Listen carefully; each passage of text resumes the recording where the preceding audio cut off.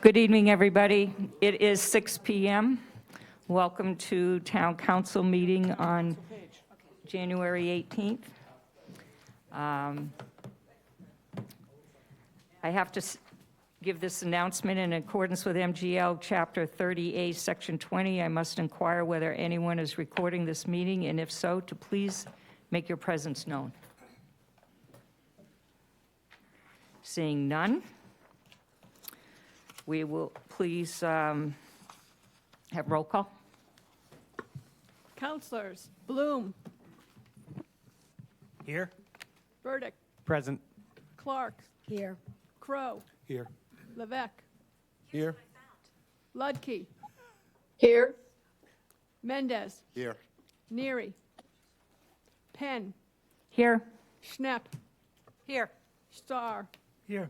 Tamish, Here. Turkelson. Here. We have quorum. Thank you. I'm just going to, before we do the Pledge of Allegiance, I'd like to let you all know that Councilor Betty Ludke would be participating remotely this evening. You can see her right above our image of Town Hall. And therefore, any votes we take tonight will be roll call. So please join me now in the Pledge of Allegiance. I pledge allegiance to the flag of the United States of America and to the republic for which it stands, one nation, under God, indivisible, with liberty and justice for all. And for all those locations in the world and in our own country and backyard, a moment of silence, please.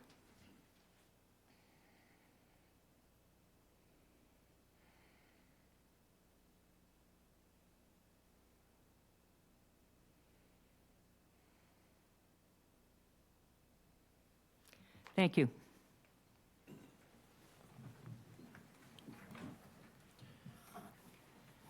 Okay, so public comment is next.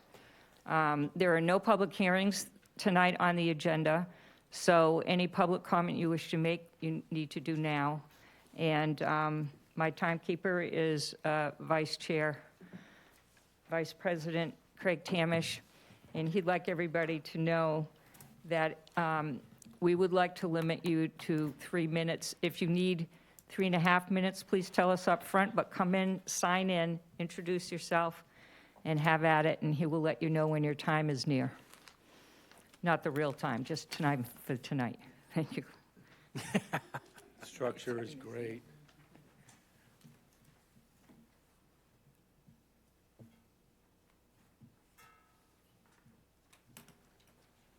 Good evening, everybody. President Penn, Vice President Tamish, councilors. My name's Chuck Tuttle. I live in Centerville, and I love it there. Last week, Hertz Rental Car Company announced that it will be removing 20,000 electric vehicles from its fleet. Here's a headline from today's Boston Globe.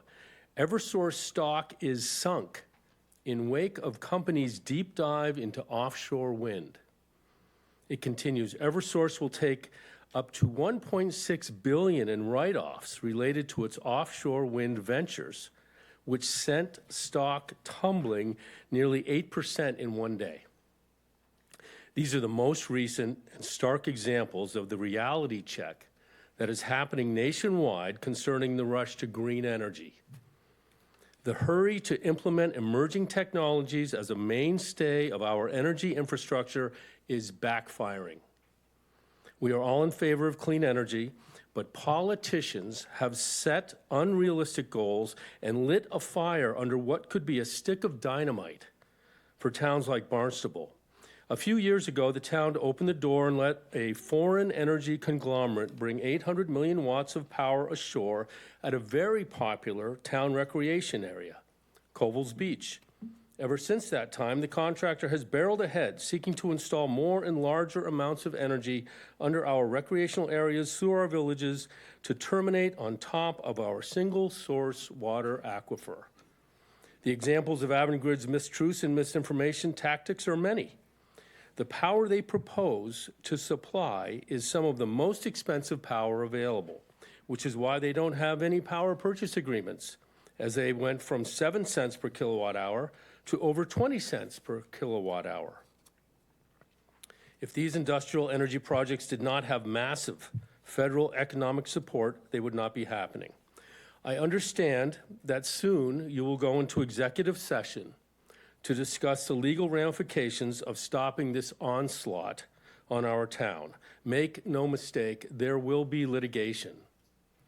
Unless the town lays down and lets the foreign energy conglomerate have its way with our recreational areas and villages, they will sue us. I expect that in executive session, the attorneys will do their best to put the fear of God in you, with examples of what could potentially happen if Iberdrola and Avangrid sue the town of Barnstable to allow them to have their way with our land and water. Nobody wants litigation, but Avangrid is so hungry for this project, and they will have the politicians behind them. Unless you are very strong, councilors, they will roll. Chuck, if you could finish up, please. I'm working on it. Right over the people of Barnstable. Article 97 of the Constitution of the Commonwealth of Massachusetts empowers towns like ours to protect themselves. Avangrid and their parent company, Iberdrola, do not have the right to enter our lands unless you give it to them. So, just say no. No easements, no more Article 97 waivers. Your constituents are counting on you to protect and preserve our drinking water, our neighborhoods, our world-famous recreational areas, and our way of life. Thank you.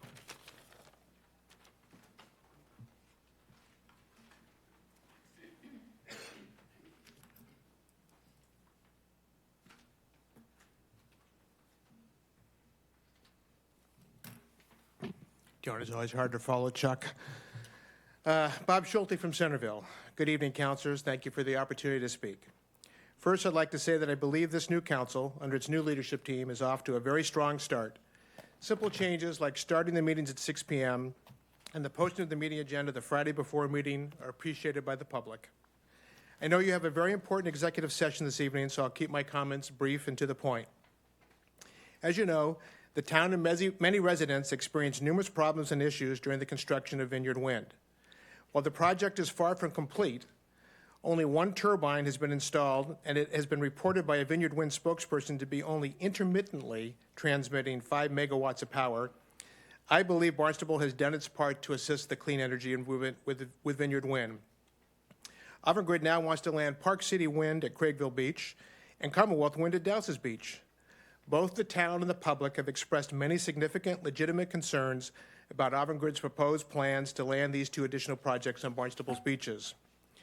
Recently, the amount of additional toxic dielectric fluids that would be in use at the substations associated with these projects, as well as Eversource's expanded Oak Street substation, came to light. It is estimated that at close to an additional 300,000 gallons, 125,000 at each of the 2 new substations, and an additional 30,000 at the expanded Eversource Oak Street substation would be located either directly above or near the Cape Cod sole source aquifer. Even a minor spill of fluids can contaminate the Cape's aquifer, the source of drinking water for a large portion, if not the entire Cape. As a matter of fact, several Barnstable town officials testified back in 2018 before the EFSB with their concerns regarding such risks of substations and dielectric fluids. Avangrid recently told the public it will soon be asking the town to execute Article 97 easements on Craigville Beach so that it can proceed with the Park City Wind project. Given what we have learned from the town and residents' problems and experiences with the Vineyard Wind construction and the risks these projects pose to the Cape's sole source aquifer, I'm asking that you please reject any such request from Avangrid and not authorize additional easements over Craigville, Dowses, or any of Barnstable's beaches. Thank you for your patience in listening and for your service to the town.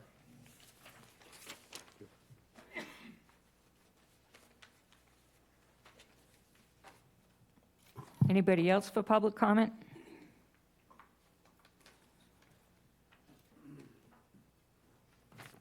Lots of paper there, Cliff. You got 3 minutes. Yeah, well, I'm going to, Don't forget to sign in, please. I will. And, Thank you. I'd just like to hand out a couple pictures real quick so you can see what I'm referencing, and then I'm not going to hit everybody with these pictures right now. I'll get them organized and give them to everybody. I didn't print one for each person that we can pass around. This is a video or aerial shot of the Oak Street. This is the fire tower. The bid keeper. Wonder who lives there. And this is a picture looking in the other direction towards us. Can we have one for the clerks? I'm going to give you a whole set, but I didn't, I got caught off guard with the 6 o'clock start time, so. Okay.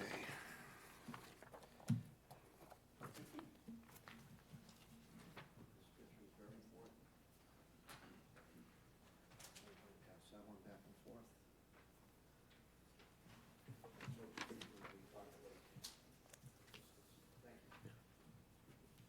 Okay. My name is Cliff Carroll. I'm a West Barnstable resident, born and raised here. And back again to try to encourage the council. We know we're going into executive session. We're going to be briefed. I think Chuck summarized it pretty well about what could be going on or the plan. There are multiple things that have come to light in the last few days. One of the most important is, in going through the federal documents on the federal side of the project, it appears Vineyard Wind was able to get a waiver on their decommissioning, which would have been billions of dollars. The Biden administration actually waived their federal demand for them to provide a decommissioning bond for the cleaning up of anything that's offshore. The bigger issue that we have here, I've given you pictures there. You can see the transformer substation being built in Oak Street in West Barnstable, and in the distance you can see Wequacket Lake. And if you knew the topography there, basically the substation sits right on top of the sole source aquifer that goes down into Wequacket Lake and the Centerville, Ossville, Marston's Mills well fields that fill everybody's ponds. And in addition to that, town of Barnstable, according to a meeting a couple of years ago, was going to do a well that was going to be behind the West Barnstable Fire Department for a reserve water supply for the entire town, 5 million gallons per day. You also have a picture there of the fire tower, which is in West Barnstable, and nobody's talking about it. And if you go into the federal documents, you're going to find out, and this is a quote right from it, the proposed substation will be constructed on approximately a 29-acre site, expanded from the original 15 acres of the original environmental notice filing, comprised of 8 parcels located north of Route 6, south of an existing Eversource transmission right-of-way, and west of Oak Street. This is on the other side of Oak Street from the existing substation. The photographs you have there are of the fire tower on the side of the Mid-Cape Highway. They have 28 acres under agreement there. That is directly within probably a half a mile to 1 mile of your proposed 5 million gallon per day backup wells that are supposed to be going to protect Hyannis, Cape Cod Hospital, key infrastructure outside of West Barnstable, outside of Dowses Beach, outside of Craigville Beach. This is a town-wide issue. They have no bond with the federal government now to have to clean up the offshore project if it goes south, or if that transformer lets go. The town, as a result of EFSB overriding the 11 different zoning issues, one of them was the requirement to bond what happens here in our town. The original, Cliff, if you could finish up. I will, if I could get just 30 seconds, Craig, I'd appreciate it. Thank you. The town in the original Vineyard Wind host agreement agreed to have the town's insurance consultant, whoever that is, double-check the liability insurances and make sure that that was satisfactory, the limits are satisfactory to the town. I have not seen that. I don't think we have the proper protections. I don't think they should be allowed to go any further without ensuring our interests. No one has estimated the cleanups or the cost of the cleanups. It's just, it's so difficult to do in 180 seconds, but I will organize this. I'll probably email it to you in a file, but I would like you to take these pictures into your executive meeting and think about this, because I'll give these things to you again. I just don't want to be rude. Thank you. But one of the other maps I will give you is your zone wells, and this thing is dead center in all of them, and they're labeled as critical areas. So we've ignored a lot of things up to this point, and you have an opportunity to stop it. Thank you. Thank you. Anybody else?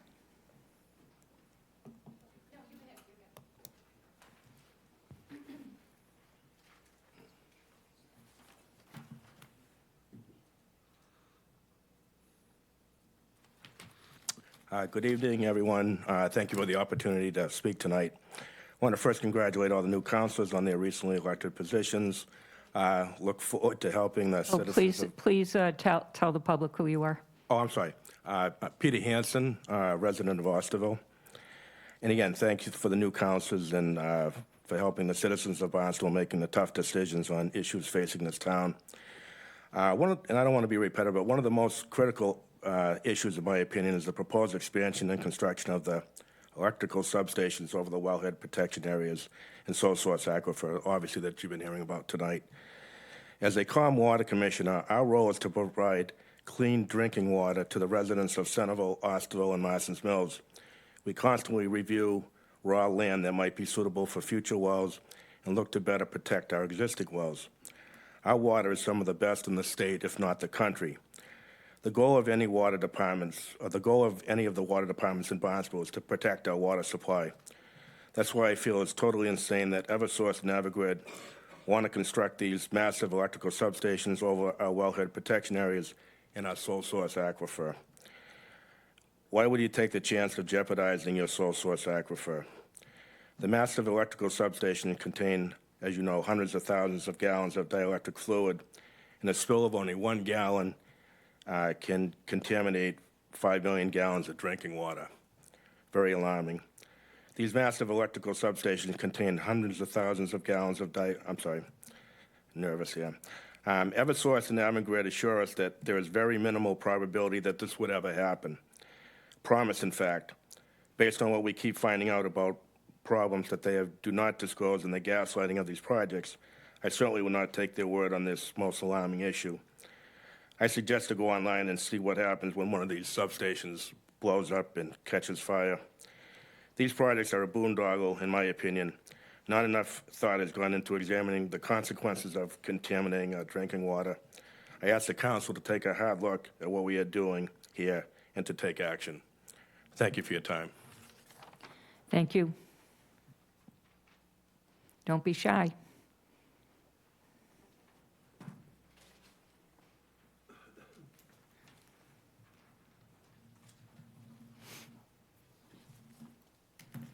Good evening. My name is Sandy Jones. I'm a resident of Centerville, and I just wanted to give you a brief history of Centerville and how the past generations and their actions contributed to the enjoyment of others, almost 200 years later.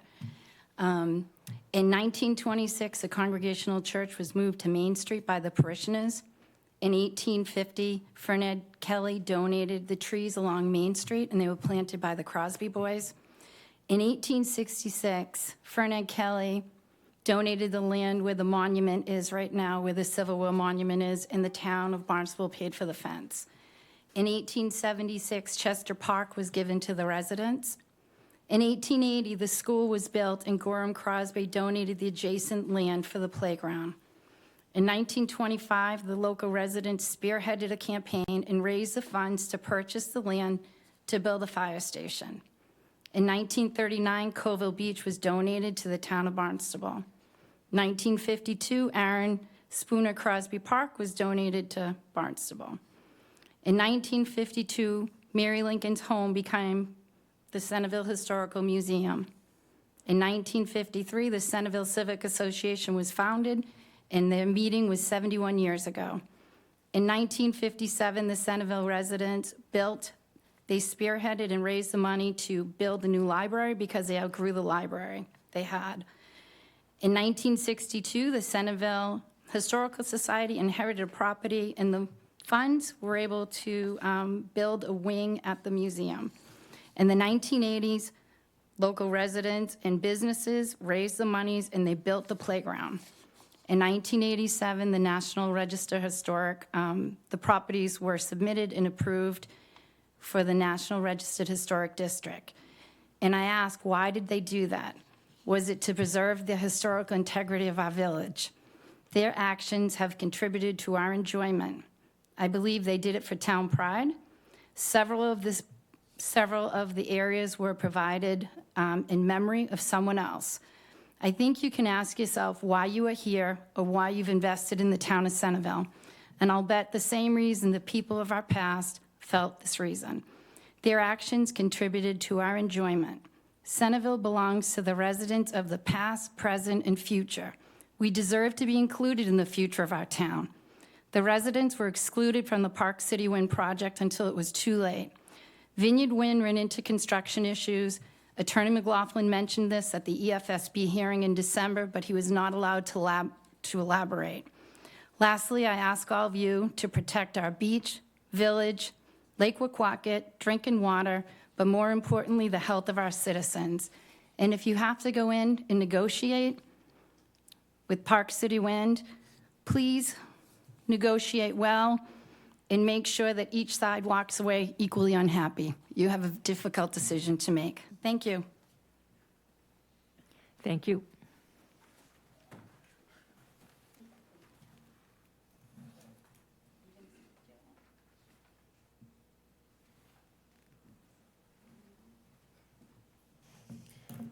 Good evening. I'm Lindsay Council. I'm speaking for myself tonight and not any of the committees that I'm all involved in. I also wanted to thank you for the 6 o'clock meeting. I think it's going to make a real difference in you guys doing business, maybe getting out of here at a reasonable hour, and to thank you all for your service doing this. I know how tough this job is, so thank you for your service. I'm here to speak tonight in opposition to the resolves liquidating and selling 30 Ocean Street in Hyannis. That .41 acre property that's currently before you for the sale of $60,000.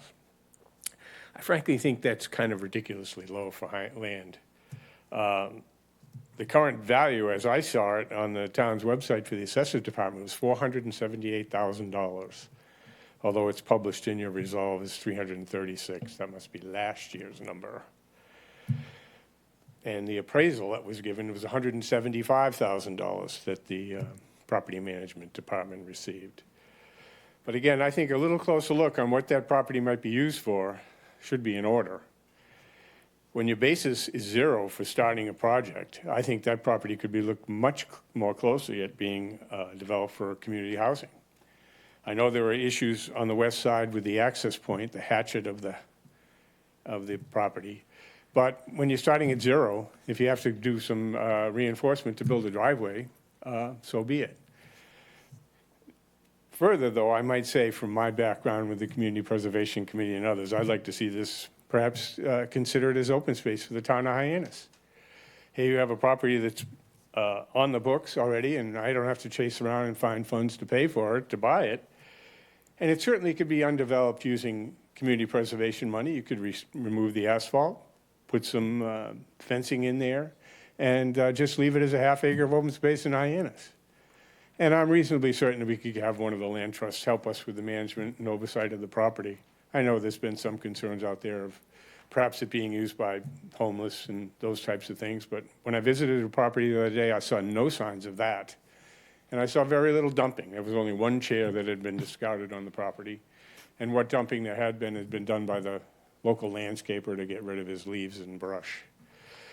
So I would ask your careful consideration of this liquidation here, and perhaps keep it for a little gem in Hyannis, as opposed to turning it over to be some other use by a local property developer. Thank you for your time and your service. Thank you.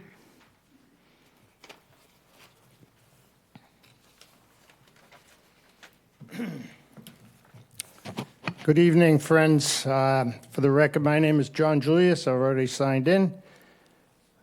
So what brings me here tonight? First and foremost, I think you're all familiar with the proposed development. I call it a proposal of lunacy over there at 307 Main. And I'm not going to get into too many of those merits because I'd be here all night. That 307 Main should have along with it a regulatory agreement. And for the life of me, I can't figure out, nor can a few other people figure out why there is no regulatory agreement with 307 Main. I asked the planning department and they chose not to answer me. So again, those are things for another day. I guess more importantly than that, I sent all of you a copy of a letter that I had printed in the Cape Cod Times from last April 2nd. And it was the raw truth about affordable housing on Cape Cod. And the real truth is, you know, the Cape really, for the most part, is pretty well built out now. And all we hear time and again, day after day, is how much more affordable housing we need. Now we have Governor Healy up in Boston, the focus on affordable housing. You know, the more, and I have nothing against housing, believe me, but you know something, we're, especially in Hyannis, we're sold out. You know, the state, and in my letter, if you read it, if you haven't, please do so, the state has a recommendation for that 10%. That's not a mandate, that's not a statute. It's a mere recommendation that the state has a dream that every town tries to achieve 10% affordable housing. The truth is only 76 of the 351 cities and towns in this state have achieved 10%. None of the towns on the Cape have. And you know something? The way the numbers and the figures work, we will never, ever, ever achieve 10% in this town. Why? Simple, because when a builder builds 50 units and they're only having 8 or 9 go toward affordable housing, you'll never reach the 10%. I don't know what's so hard to understand about that. You know, we have serious problems, especially in this town with the, you know, we have a water shortage in Hyannis. I don't know how many of you have taken a drive by the sewer treatment plant over there, driving down Bierce's Way in front of the U-Haul. The stench, here it is in the cold of January, and that smell is atrocious. And you know something? Who's going to pay for all this? You know who will be? The taxpayers. When's the last time I saw any government, and I'm hoping you guys can change that, give a little focus to the taxpayers? We have people right now in this community suffering with the gross, insane assessments, how these towns have gone up in their assessments. So we have taxpayers that are struggling. And all the focus is on more affordable housing. You know, the more affordable housing that's built, the more in taxes that the hardworking taxpayers in this town. So I'd like to see all of you focus more on the taxpayers, not on these developers coming in. Yeah, there's a developer he's bidding what? He's gonna give the town $250,000 as a gift. What, are we gonna get to the point in this town where it's, hey, the highest bidder gets to come in here and develop? Hyannis, last I knew, had somewhere between 17 and 20% affordable housing. If we were our own city or town, we would already have achieved the 10%, and we wouldn't have to hear about how much more affordable housing. There are 6 other villages in this town. Start, if you want to keep the building going, I'll be back next time in support of a building moratorium, because they had one in this room in 1988. I was here that night when the council did it. And that's what we need in this town, especially Hyannis. Thank you. Sorry for going over my time. Thank you. Any others to speak to public comment?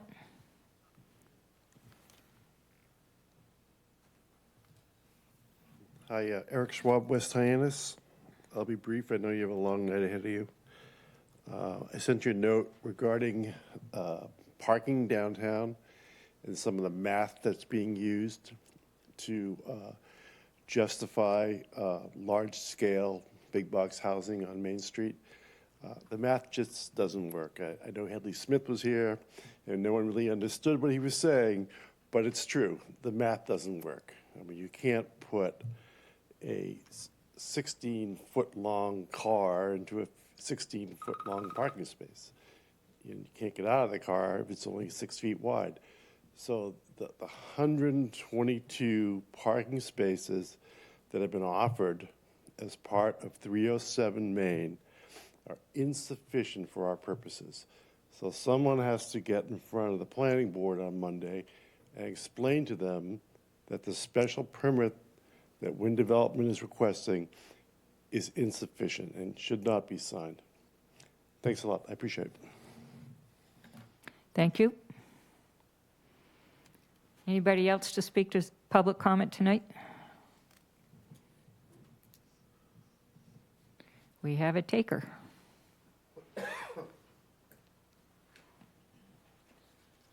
Councilors, I'd like to speak to you tonight about, Would you please sign in I'm sorry, and introduce yourself? I'm Paul Kopansky. I live out on Lincoln Road here in Hyannis. We have a serious issue with the speeding on this particular road.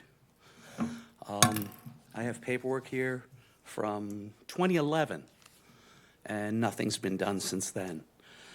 This past summer, I had a McLaren and a Ferrari racing up and down the street regularly, side by side, doing in excess of 100 miles an hour. We have motorcycles that come up and down the street at ridiculous speeds, and it's not just in the summertime, it's year-round. I thank our police department because they've been great when they're there, but once they're gone, it starts up all over again. Speaking to a couple of my neighbors, we would like to suggest a couple of raised crosswalks. We've been told by the DPW that they don't like speed bumps. But meanwhile, the street next to us, which isn't straight, has 4. And I've been told that they don't like them because it's an emergency route for the emergency vehicles. But I don't accept that because you have 3 of them in downtown Barnstable. You've got 3 of them on 149 right by the firehouse in Marston's Mills. So I'm just requesting that something eventually be done. It's been a while that it's been ongoing, and we'd like to see it done before somebody gets killed. Thank you. Thank you for your comments. Are there anybody else who would like to speak at public comment? Okay. Oh, online? Yes, we have 2 online. We have Ken Nozzle and Ellen Nozzle will follow. Thank you. Mr. Nozzle, you may unmute. You have 3 minutes.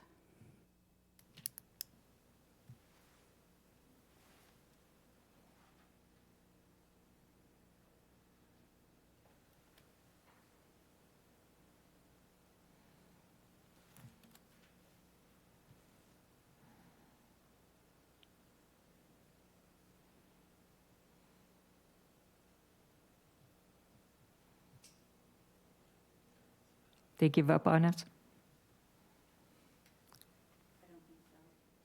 I don't think so. Just take a minute.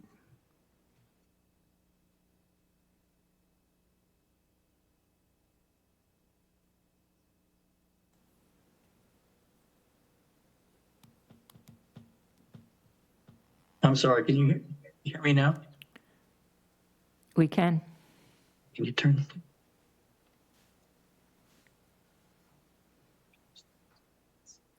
Good evening. My name is Kenneth Nozzle, 73 White Oak Trail, Centerville. My comments this evening are directed for council members' consideration for this evening's executive session concerning Park City Wind. In an article dated January 17 in Cape Cod Times, it writes about a survey conducted of Massachusetts residents sponsored by Vineyard Offshore.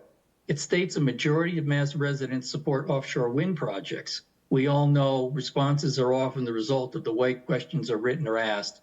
Did they ask the people surveyed if they vacation on the Cape? And if they do, would they have any concerns or reservations spending 6 hours at the beach, laying on top of an 800 or 1200 megawatt cable?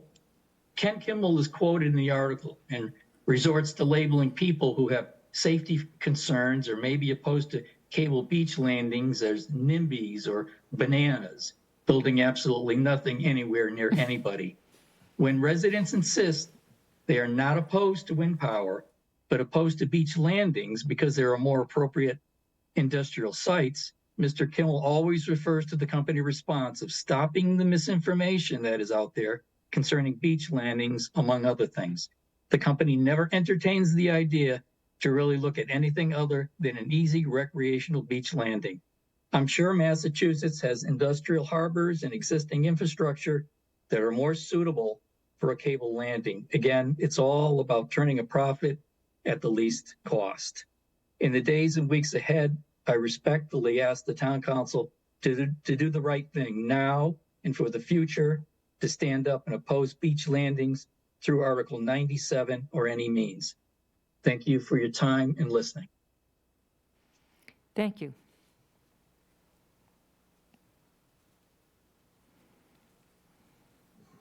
Next, we have Mrs. Nozzle. Mrs. Nozzle, you have 3 minutes. You may unmute.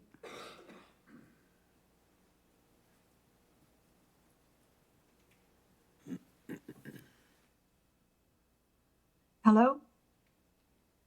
Yes, we can hear you. Okay, thank you very much. My name is Ellen Nozzle. I live at 73 White Oak Trail in Centerville. My comments are in reference to item 9 in tonight's agenda.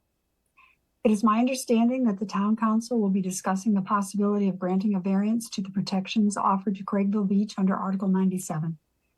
Going into your discussion, I'd like you to consider a few things. Once Article 97 is gone, it's gone.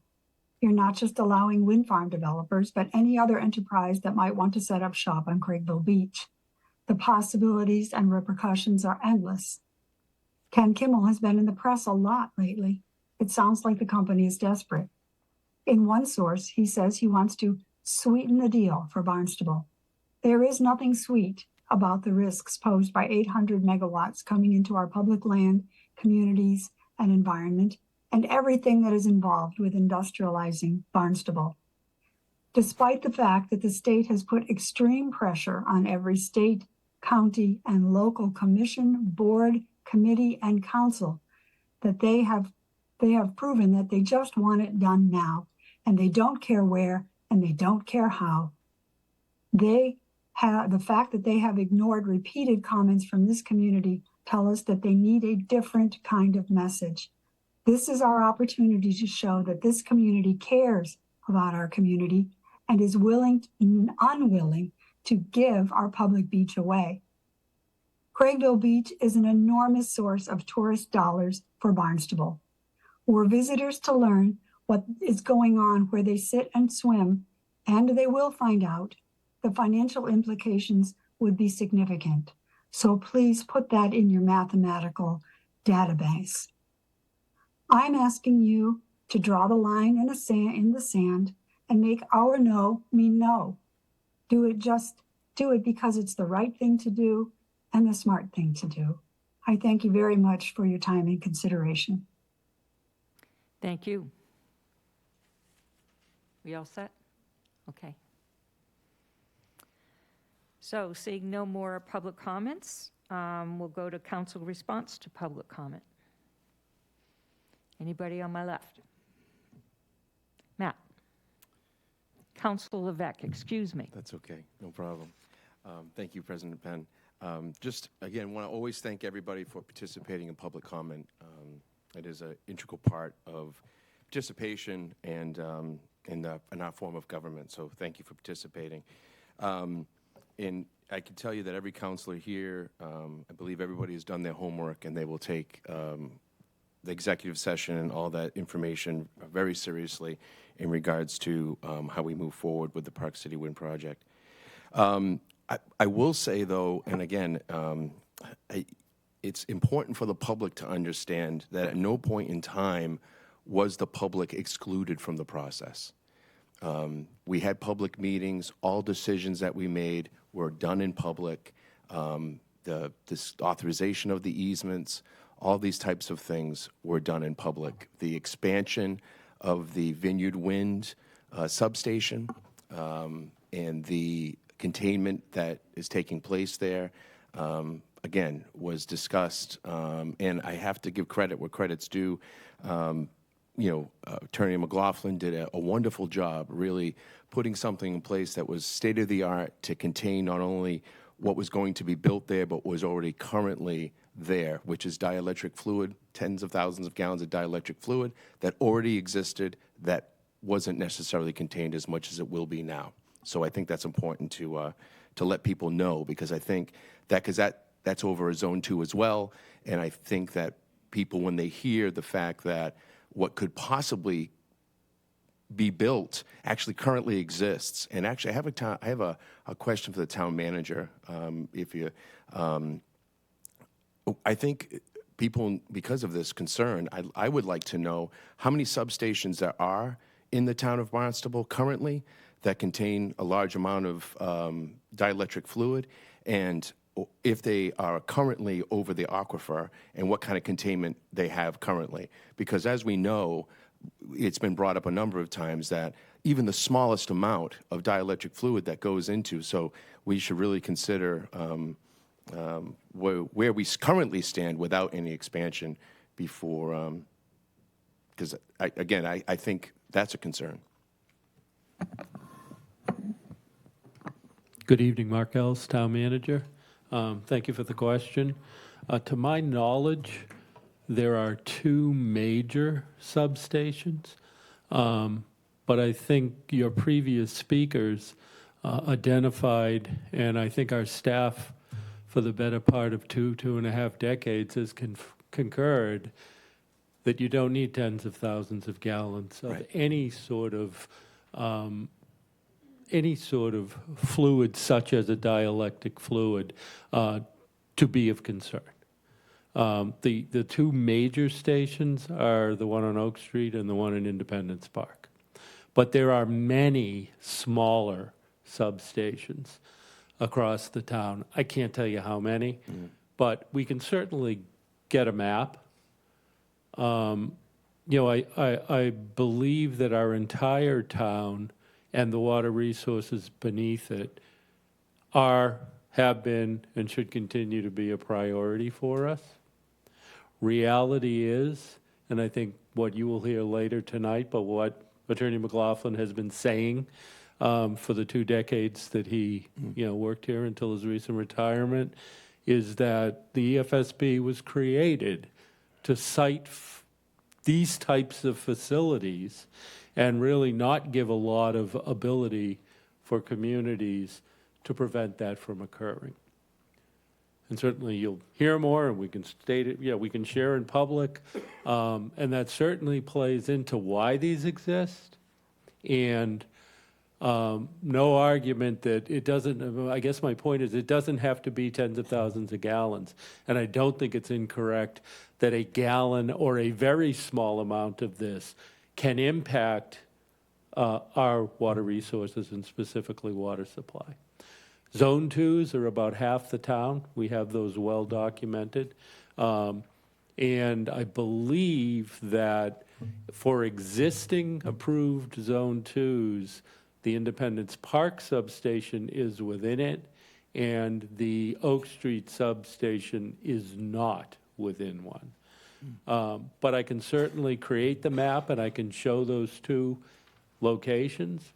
But that doesn't mean that we shouldn't have equal concern in both locations because of the very sensitive nature of not only public water supply, but the down gradient resources, receptors, whether they be lakes or embayments or private wells. And I think that in a separate conversation, and in fairness to the work that the town of Barnstable has done, in Massachusetts leading this issue to protect water resources, I hope the public also recognizes that. Some of the work that our legal department and Attorney McLaughlin did at the airport to actually, about within a decade, to actually successfully prevent the utilities from doing what, Mr. Carroll has been up many times speaking to the issue, is recognized and is the model that we would like to see achieved whenever we're managing this. And the discussion will continue. More than happy to, I think if it's okay with the president of the council, I'll ask Director Santos at some not too distant future date to really share some maps that just show you where our water resources are, where our zone twos are. We can certainly put various items such as major substations, but even smaller ones. You know, we're concerned with, you drive down your street and you see clusters, you know, of containers on poles. One of those can knock out a water supply. One. You know, poles have 4 of them, and they're rusting. So that's what we have been arguing for decades. So there has been no lack of attention to this water resource issue. On the other side of this, what's been advised and what we will keep advising is the authorities of the EFSB and how do we manage that when either a substation that Eversource is proposing or one of these other proponents may be proposing in the future. So, and we'll do our best to continue to advise, you know, to the best of our abilities. Thank you. Thank you. If I could further, thank you. And this is in further response to the 307 Main Street project. As far as I know, and I don't know if anybody from planning is here, and they can correct me if I'm wrong, but that project fits the zoning as it's outlined currently, that was voted on by the council.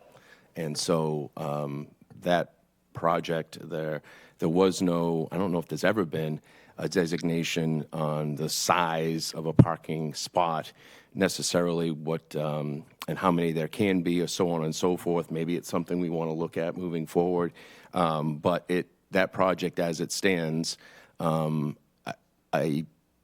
don't quite know why the planning board is necessarily, why the client, or I should say the proponent, is looking to go before the planning board for the special permit. I personally don't think they need the special permit because it fits the zoning as outlined by the, you know, what the council voted on and what the building commissioner has set up to this point. So, and again, if as far as, you know, a building moratorium, I think that is something that would be very damaging to the town, especially when you're talking about tax dollars, because we need the redevelopment.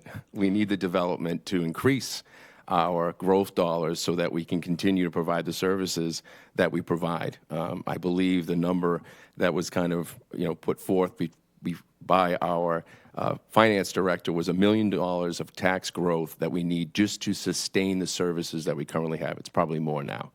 And so a building moratorium would, I think, in a lot of ways, especially with the projects that we need to, and as far as the sewer goes, it's a mandate. You know, it's not something that we said that was something we are required to do by the state of Massachusetts, Mass DEP, a 208 plan, all those types of things. We're talking about water quality.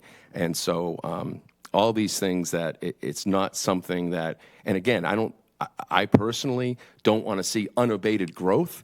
But it's funny, the article that was put forward by Mr. Julius, in the article, he relates housing to capacities of venues. And he mentions, and tickets. So access to a ticket, if you can't afford the ticket, you're out. And just like housing, if you can't afford the housing, you're out. Now, I disagree. I don't think housing, when we have opportunities to give people a place, safe place to live, that we compare it to a ticket to a Red Sox game. But I digress in that category.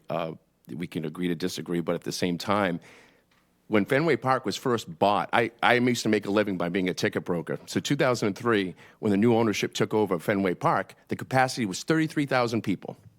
And now it is 38,000 people. And the reason why they did that is because of the demand. And also because they wanted to raise the price of the better seats. So what they did was they took parts of the park that were completely underutilized, and they made those areas where people could sit. The right field roof decks. The monster seats didn't exist. People look at games now and they think those seats always existed. They did not exist 20 years ago. And now they look like they've always been there, and they should have been there. So same type of thing, and more fans get to go to those games because they're able to do that. And honestly, nobody's complaining. Maybe it takes a little bit more time to get a parking spot. Maybe it's a little bit more expensive for the parking spots that are close. And here we are talking about parking. But there's areas where people can go. They can take the T. They take public transportation. They can do those types of things. See where I'm going with this? And it's that type of thing that we can do in our community as well. And again, when we passed that zoning to provide an opportunity to redevelop property and take underutilized development and make those into places where people could live, that was the point of what we were trying to do. So it's ironic that you use that type of, because again, 20 years ago, that capacity was 33,000. Now it's 38,000. So, and nobody's really complaining, and the fans are glad to have more people there because more people can be involved and enjoy what the Red Sox are all about. So thank you very much. Response to public comment? Councilor Mendez. Thank you, Madam President. I'd like to talk about the the speeding in Hyannis. Ever since I can remember, Megan, Pitches Way, Lincoln have always been used in that fashion. But I've complained about it before, so I just want to let you know that if we're not going to take a comprehensive approach to solving this problem, Could you then move it's your gonna mic have to closer, be- Jeff? Yeah, then it's going to have to be by enforcement. So I will call the town manager tomorrow, arrange a meeting with the chief of police, and we'll figure something out, because you're absolutely right. It's gotten worse over the years, not better. And too often I see people going 90 miles an hour by my street.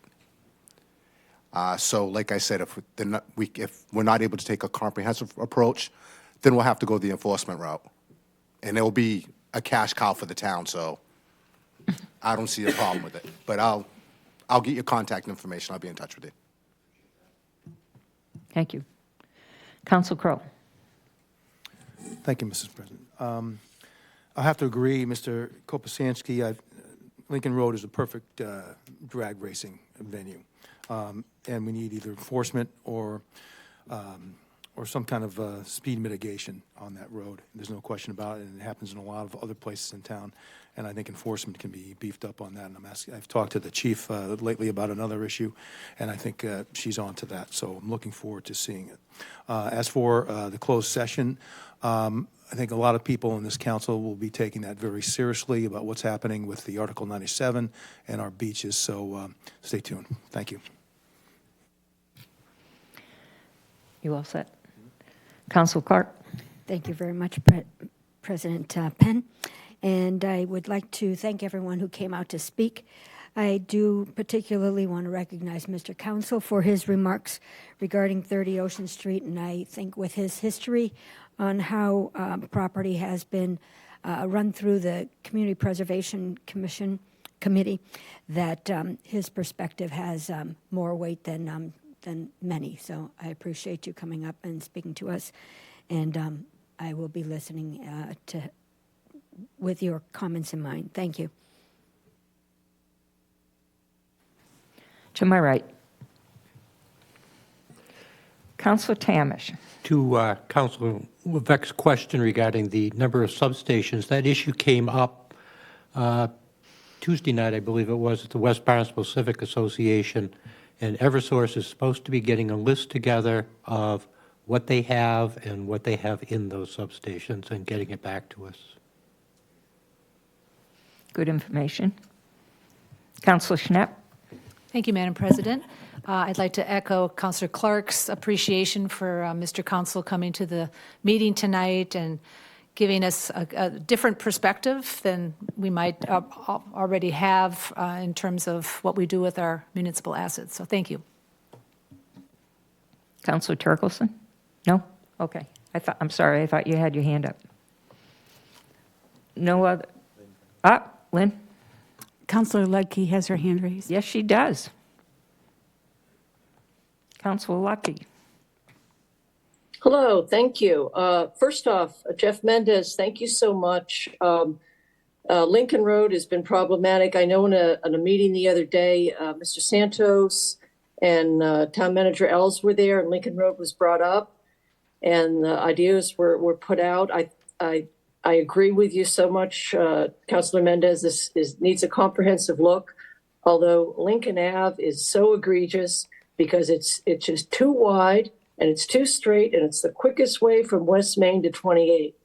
And I had thought, we could maybe do something. I understand your idea about enforcement, but maybe with Jersey barriers, something. But thank you for lending your help on that.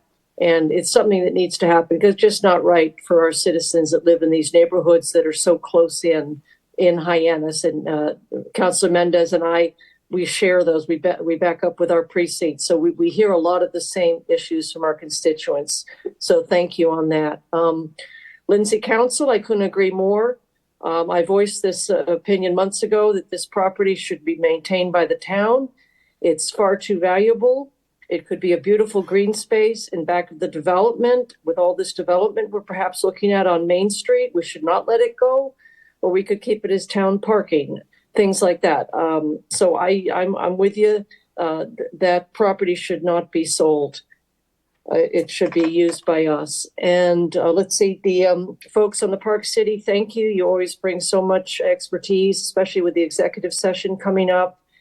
And to the folks talking about 307 Main, and again, certainly Lindsay Council's comments kind of fit in with that, we so desperately need a housing production plan. The planning, it's too disparate. We did the zoning on Main Street, and we don't have a housing production plan. Our local comprehensive plan is taking years and years to do, and we're not coherent, comprehensive enough in our planning, and we ought to do some sort of pause and think about that, because we aren't Boston. I know Mayor Wu was just talked about introducing form-based zoning there in Boston, which makes sense. They have a vibrant, some people may say it's not working that well, but a mass transit system. We could maybe have that someday, but we're very different. We're not a city. We're a collection of villages, and we're a tourist destination.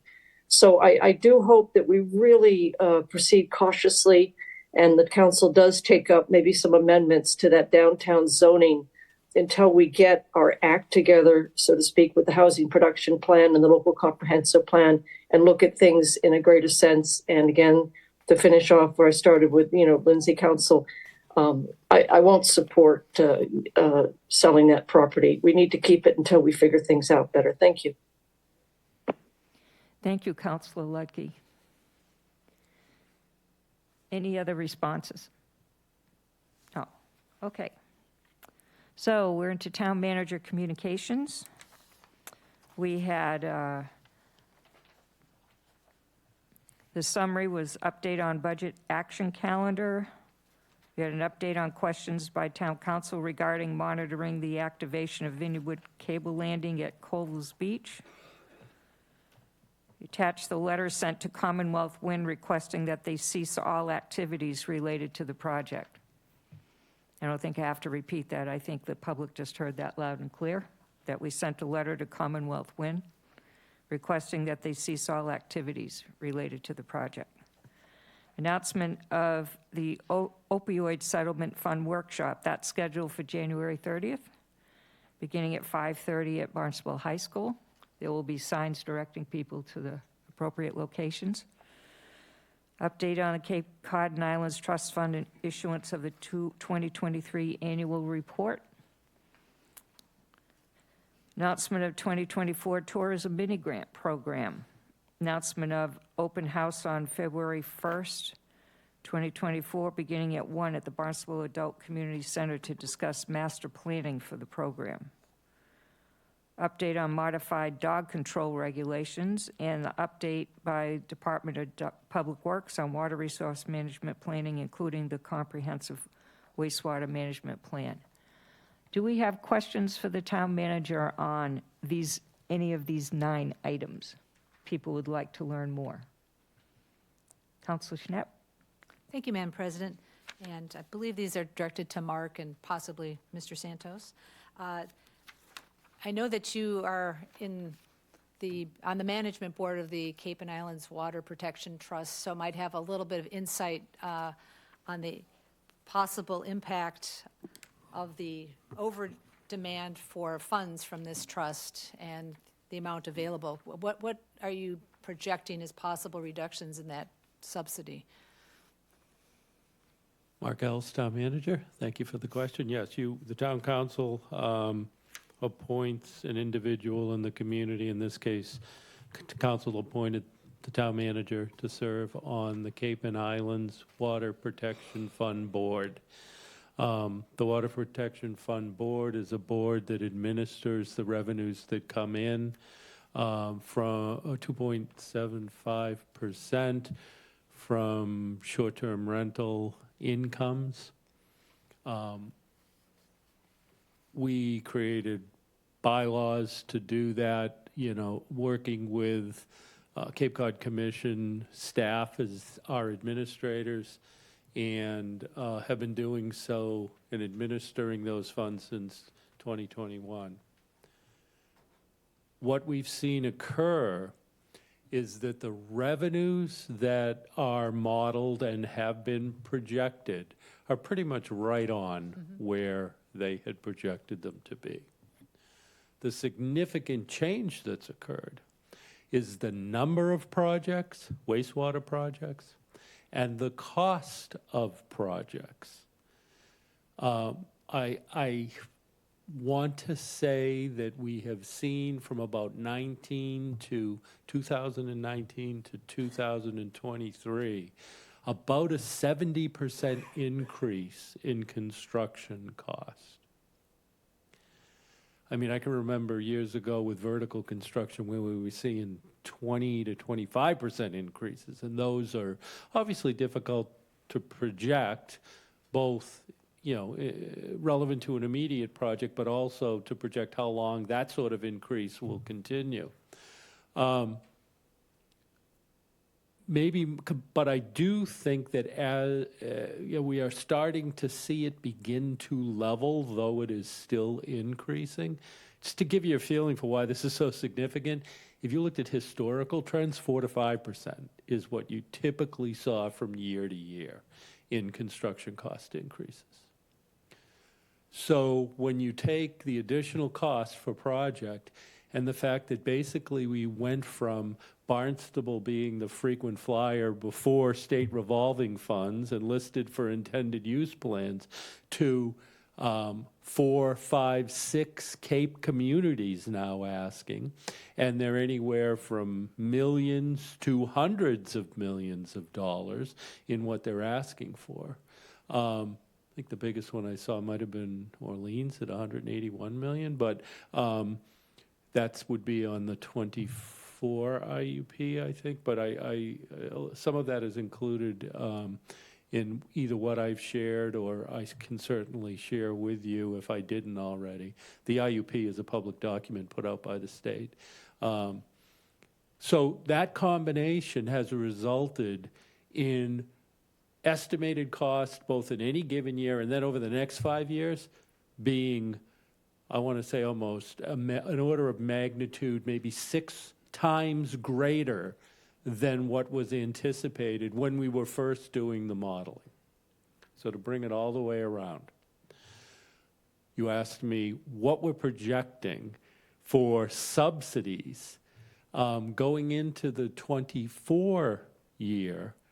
In 23, we did a 25% principal subsidy. In 24, we said unless we got additional funds from another revenue source, we would be looking at a 12% principal subsidy. I believe that is still what we will be discussing. So the IUP list comes out every year. It's out. We're on it. We hold in the state of Massachusetts, Barnstable actually holds the top priority and the third priority in the Commonwealth for projects. We expect that in 24, we're looking at a 12% principal subsidy. And we are in the process of projecting out 25 through 29 I would say we're probably in the 9 to 12% principal subsidy range based on the revenues that we would have coming in. Now, if we can hold at 12, we started in Mark Milne does projections for the town of Barnstable in what we believe to be our sources of revenue and then our costs, so that we can say to you, here's how we see us proceeding, and then some of the policy decisions that our town council may have to make relevant to revenue sources, and certainly continuing with the support of the implementation of the CWMP. Originally, we were using 8%. More recently, in the models, we were using 12. We never used 25. We felt that there were too many variables there for any length of time to be using more than the 12. We'll see where we land here. And ultimately, I think you'll see it, at least for into the next 5 years, to be between 9 and 12%. So that's a lot less than 25%. A lot of communities have gone out using the 25 assumption, and on the executive board, that is a major point of discussion. I would, I hope that, and certainly in my role as the vice chair of the executive committee and the full board, Kevin Galligan, the selectman from Orleans, and I get to, play a vocal role, certainly with the lieutenant governor, with our senators, and certainly with the Secretary of Energy and Environmental Affairs. So we are having these discussions. To go a little further, Saturday, I know the lieutenant governor is going to meet with the number one issue that Yarmouth and Orleans came to me and asked to make sure that I would be there, and I will be there at that meeting, is to talk with Lieutenant Governor about the funding that's needed. Originally, we were hoping to see an amount of money from the budget, from the operating budget of the state of Massachusetts in '24, to bring it back up to 25%, and then a discussion with our senator, Sear, about seeing a environmental bond bill, earmark that ultimately would have to be authorized by the governor, but at least an earmark to get us going down that path, so that we could give a 25% principal subsidy from 2025 through 2029. Now, beyond that, it gets very difficult to project things beyond 5 years. So we were really focused on that. Now that we're seeing the larger numbers, there will be larger asks going in. And you'll hear more about that on Saturday, I think, we had a meeting today of the executive board of the Cape and Islands Trust Fund, and Kevin Galligan is reaching out to Julian and the lieutenant governor to let them know we don't want to surprise anybody, but that we're going to be making that ask and hoping to have a receptive audience. I also point out that the town council sent a letter in, I think it was June, might have been July of last year, July 17th, maybe. I think it may be in the package that I sent to you, that requesting basically the same sort of support from the state. So a lot more to come on this. I think that, then you might say, well, what's the 25%? Back when we were looking at the 208 plan that was referred to earlier, there was a very, I want to say there was a discussion, I don't want to say that on anybody else's part, that they were recognizing that the discussion was valid and would result in a 25% state support for what the state was going to do, specifically on Cape Cod, relevant to nitrogen removal and reduction on Cape Cod. But 25% is what was stated then, and so that's where that number came from. That pretty much all the towns were looking for that level of support. Now, when they created this Cape and Islands Trust Fund, the original projections, it looked as though the revenues versus the costs might achieve that 25%, just with what was in place. But that hasn't proved to have been the case. So we meet monthly, and I try to provide leadership with an update to what we are talking about, and then to the full council when it's something that is a change from anything that I've reported out on at whatever my, the previous time that I've given you an update. So, Just a follow-up on the projects that receive the subsidy. They have to be on the intended use plan to qualify for the trust funding. correct. And are there two tiers so that there are some smaller projects that actually could receive a larger subsidy? There are within the Cape and Islands Trust Fund, yes. Okay. But all the other, let's say the normal tier, you would decide on a percentage regardless of the actual size of the project. So if you have that 100 million project, or is there some pro rata percentage that Well, it's way more complicated than that. So do you want me to rough it out right now? But Not really. Within the, real quick, state revolving fund, it could be, we have one in there for 150 plus million in '24. They cap you in any given year at 50 million. So we're going to have to go to the bond market, or we're going to have to break up the financing of the project over 4 years or 3 years, perhaps, and have SRF eligibility in that category. But we don't just have one project. We have 3 major projects that are in there to the tune of $207 million, I think. But we're capped at 50 million. The 50 million is what will be listed for as eligible in the IUP. So that will be what will get the principal subsidy on. There are also, you can get listed, but there's also a capacity of the trust in Massachusetts to fund only so many hundreds of millions of dollars of projects. And it's important to understand MWRA and Salem and Worcester. I mean, everybody in every district, New Bedford and Fall River, I mean, everybody is seeking these funds for their either clean water or water supply projects. In this case, we're talking about clean water. So they only have a capacity. So many times we'll get listed, but we won't make the cut because they will have obligated to the top 17 priorities when there's 44 on the list. If you don't make what's going to be funded, you don't get the subsidy. So, and that's just kind of touching on the complexities of how this works. So all of that has to be built into a model. We have an outside consultant that does that financial modeling for us. And I'd be more than happy, you can certainly attend. All the public is always welcome to attend.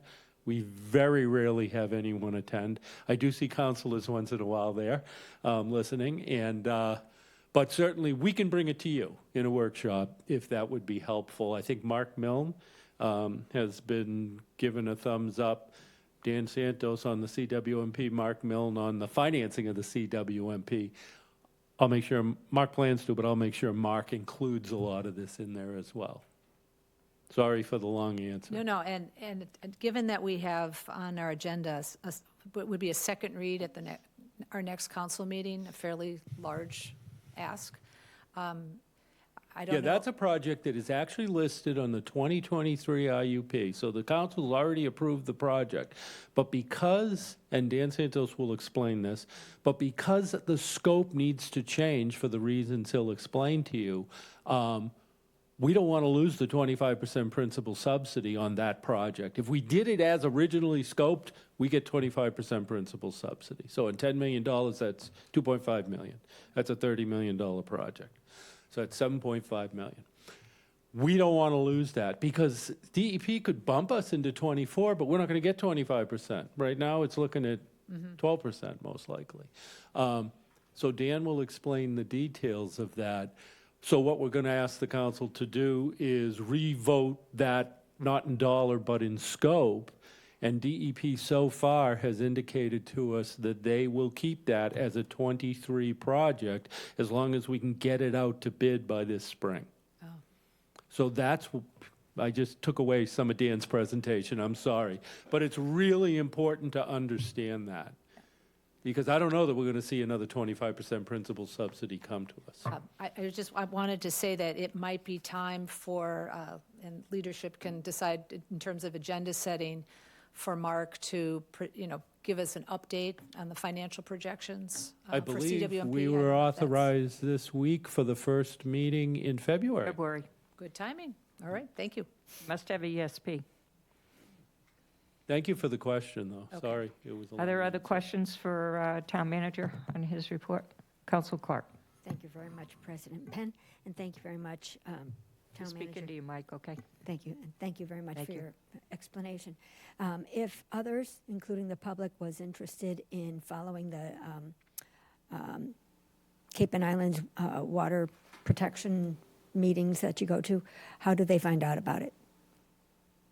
I can, well, it's on the Cape Cod Commission's website. It's on the Cape and Islands. I can put it on, I can ask Lynn, I'm doing it right now, to make sure that, am I setting a bad precedent if I ask that it be put into the calendar so that if somebody's looking for it, they can find it? Okay, we'll talk about it. We'll come up with a way to communicate, because see, the reason it is, it's not a town meeting. Understood. And so then everybody's going to ask once we do one meeting of a particular board. Can you So put- I'll try to come up with a way You so put a that we link can let on- the public know. Under the town manager's page? I'll talk to Lynn and we'll come up with a way that we'll try to communicate it. I put it in my reports, but I know everybody doesn't look at my reports, so. Yeah, I know. It's true. Yep. Any other questions for the town manager? No. Okay, thank you. Thank you. Okay, next on the agenda is the minutes from our meeting on January 4th. I would entertain a motion in a second to put that on the floor. Second. Are there any corrections, omissions? No? And all those in favor of passing the minutes as is? We need a roll call. I was getting there, Janet. Councilors: Bloom, Aye. Burdick, Aye. Clark, Yes. Crow, Yes. Levesque, Yes. Ludke, Yes. Mendez, Yes. Neary, Penn, Yes? Schnapp, Yes. Starr, Yes. Tamish, Yes. Turkelson. Yes. We have quorum, thank you. Unanimous vote, thank you. Communications from elected officials, boards, committees, staff, commission reports, correspondence, and announcements. Starting on my right, anybody? Councilor Schnapp. Thank you, Madam President. I have two things to report. I am now the liaison to the Council of Aging, and they had their first meeting of the year on Wednesday, January 17th, or they attempted to have their first meeting of the year, but they did not have a quorum.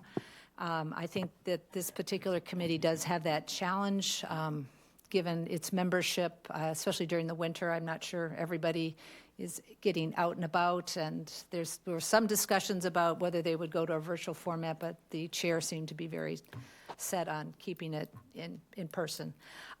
So they do have a vacancy on that board, and so I would ask the appointments committee if there are any candidates that, if they could have a full complement, that would be very helpful for that committee. So, and they did, go through a few things, unofficially and we're very excited about the meeting on February 1st that is scheduled from 1 to 3 to discuss the kind of master planning around the Council of Eight, our facility, the Barnstable Adult Community Center, and some of the areas around that. So, Thank you. The other issue I wanted to bring up, many of you are aware that the Cape Cod Commission released their regional housing strategy either late last week or this week, and I think it could serve as a catalyst for us to convene some type of council led committee to really dive deep into housing strategies in our town. As we've heard from many here tonight and in our public, we are experiencing a real housing crisis across the Cape. And I think that it needs high-level attention. And I would propose to work with leadership in the next 2 weeks to bring a resolve to the full council at our next meeting for your consideration. So thank you. Any other communications on the right? No? On my left, Councilor Levesque. Thank you, President Penn. First, the fun stuff. There's the Marston's Mills Village Association is once again doing its traditional ham and bean supper on the last Saturday of January 27th, 2024, from 4 to 6 p.m.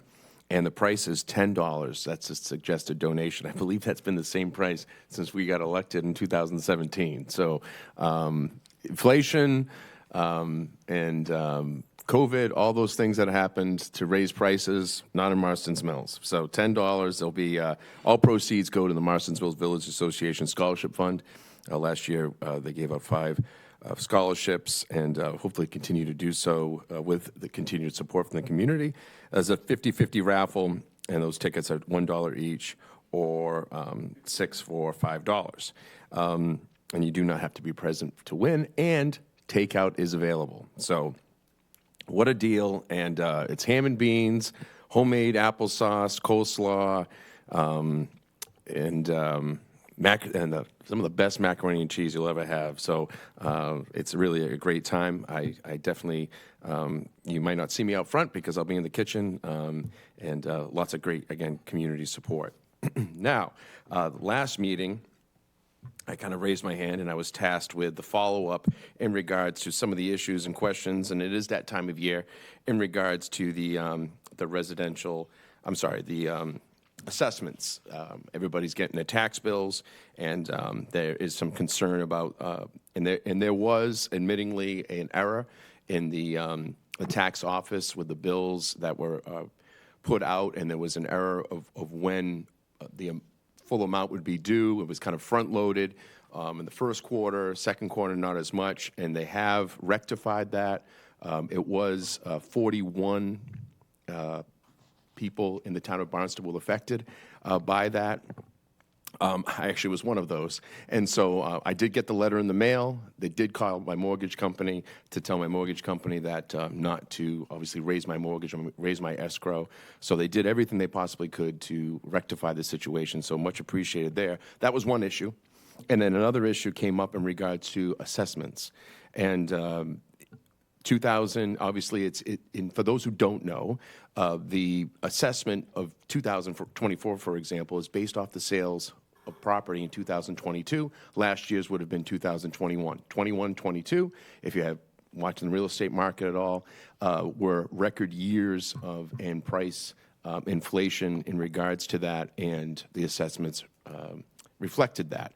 And so there's a lot of shock and awe, and the good news is that the market has kind of leveled off in 2023, so we may not see the valuations affected as much. But the good news is if you feel like you've been treated and evaluated unfairly, and sometimes there are errors, that you file an abatement, and that is due on January 31st. So got to get that. Actually, it's February 1st, actually, at 4:30 to get that file an abatement application with the assessing office. Just to give some numbers of what occurred last year, and I've got these numbers from Lane Partridge, our assessor, and discussing with Mark Milne.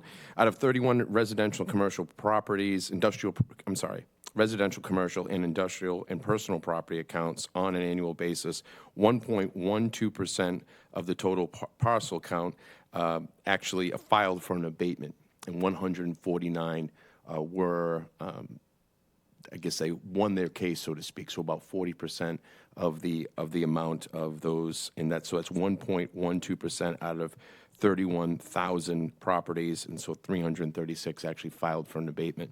I am curious to know how many people filed for an abatement this year. I will follow up on that and report out on that in February, once the final numbers come in. And there's been some suggestion of possibly finding out if there's those who filed for an abatement and maybe also a filing for another abatement this year, or do they feel that it's leveled off for them, or think that it's leveled off for them based on the sales that they're comparable to? So, and I'm open to any other information that any of the council would like me to try to seek moving forward. I just have a question. Are the individuals who were so upset at our last meeting feeling that they've been listened to and their problem has been solved? There is some follow-up that needs to take place. Some of it is actually not within the discussion. They have other requests, maybe a reprint of their bill based on the fact that they received their abatement, but yet the bill wasn't reprinted. They were kind of just giving a number what they would do, and they would like to get a full invoice on that. So I asked them if they would reach out to the tax office to get that, and they could CC me on that just to make sure, and I would follow up on that. Maybe just like an invoice. I think they're looking for something for tax purposes for their accountants. But other than that, the people I've talked to, they actually feel that even though there was a shock last year, again, and not everybody, and feel free to, again, to reach out, the people that I have spoken with that have reached out, or I've been given their information from other counselors, they feel that it has leveled off this year. They understand a little bit more this year, and I think only one of them is maybe going to file another abatement this year. So that's what I've gotten so Okay. far. Thank you. Thank you. Other communications? Mr. Crow? Thank you, Madam President. I really would go along with what Councilor Schnepp has said about the housing production that we have here. I happened to read the Cape Cod Commission Housing Productive Plan, and it was very close to the draft that we saw quite a while ago. It is, to me, it's a little bit alarming, and it seems like they're attempting to regionalize the housing decisions and take it away from some of the towns, and not give us the power to decide our own fate. I think that we definitely need to go and talk about this in a session that was suggested by Councilor Schnepp. On a personal note, a lot of us have been involved in our villages and towns for a long time. We volunteer our time, and I think it's important to recognize the passing of someone that has done that for a long period of time. And it was Arthur Marnie passed away this past weekend. And Arthur spent a lot of time with the Oswald Village Association and worked on many committees. And I just thought it'd be important to recognize his contributions to our community over very many years. So I regret his passing, and I thank him for all he did for our village and our town. Thanks. Thank you. I just had a quick update today. This morning, I attended at the Barnstable Innovation School. It's the old Hyannis Elementary School. Okay, it's the first time I've been in that building since 1950. No, I'm just kidding. Okay. Same building, same entrance. The nurse's office is still in the same place as is the principal's office, so it was kind of quite a nostalgic trip. But I went there for the Project-Based Learning Day Expo that they had, and I'll tell you, it was up in the gym, and gym looks a lot smaller than it used to. I learned to play basketball in that gym, and I wasn't good then, and I'm definitely not good now, so there you go. But here's the entire third grade there, so 8- and 9-year-olders, and they were doing their projects on plastics in the ocean and the environment and how it can poison the animals, the plants, the soil, and the people. And composting is a good alternative, as is recycling. And I went around the tables where these kids had these little mini tablets, and they had each put together their own presentation. No videos, just slides. And they each wrote their copy. And although some of them, I think, took some stuff from the UK, because some of the phrasing was definitely British and not American, but that's okay. They knew what it said and they understood the message, and it was adorable. And then they had some oral presentations, and then they had some plays that they wrote that they acted out these parts, but they were just reading the script. But to see all these 8- and 9-year-olds together, and the parents, the look on the faces of the parents who are watching their children either participate or just listen and be there was just very satisfying. So it's great. And I know that these little 8 and 9-year-olds are going to remember this lesson for the rest of their life. So it was wonderful driving away from there knowing that our young children know all about plastics and how they turn into microplastics, and that the fish can be poisoned and we should watch out about what fish we have, and composting is very good. So it was very satisfying to deal with. Yes, Councilor Schnapp. Madam President, that reminded me of a very special event that 4 of us up on the dais were able to attend, the MLK service at the First Baptist Church on Sunday.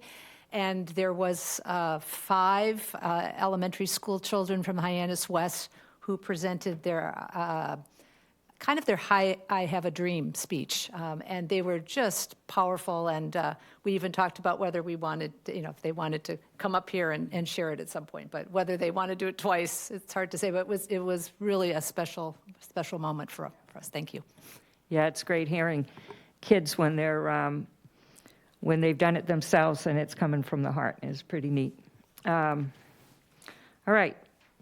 So next is my comments. I'm going to keep it very light tonight because we have a lot of work ahead of us here. I just want to say that Councilor Schnapp has suggested another subcommittee. That list of subcommittees I told you that I was going to put together is a work in progress, so that is definitely on the list.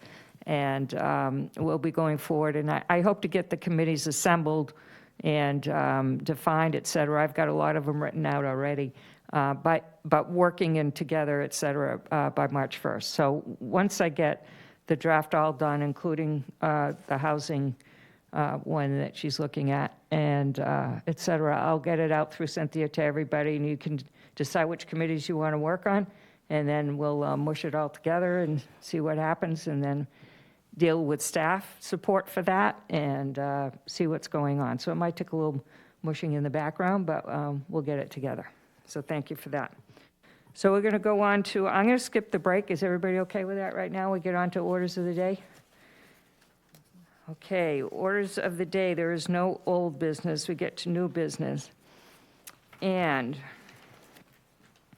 first item on new business is item 2024-088, approval of the appointments to the Appointments Committee. I'm taking this myself, since I'm the one who did this. Resolve that Town Council does hereby approve the Town Council President's appointments of Councilor Jeffrey Mendez, Councilor Charles Bloom, Councilor Chris Clark, Councilor Seth Burdick, and Councilor Kristen Turkelson as members of the Standing Appointments Committee of the Town Council. This is a roll call majority vote. So can You need a second. have a second? That was seconded. Any discussion? Roll call? Counselors Burdick, Yes. Clark, Yes. Crow, Yes. Levesque, Yes. Ludke, Yes. Mendez, Yes. Penn, Yes. Schnapp, Yes. Starr, Yes. Temesh, Turkelson, Yes. Bloom, Yes. 13 yes. Thank you. It passes. Congratulations.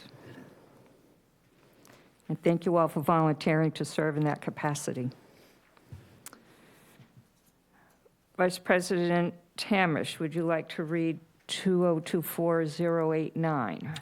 Item 2024-089 may be acted upon a roll call majority vote.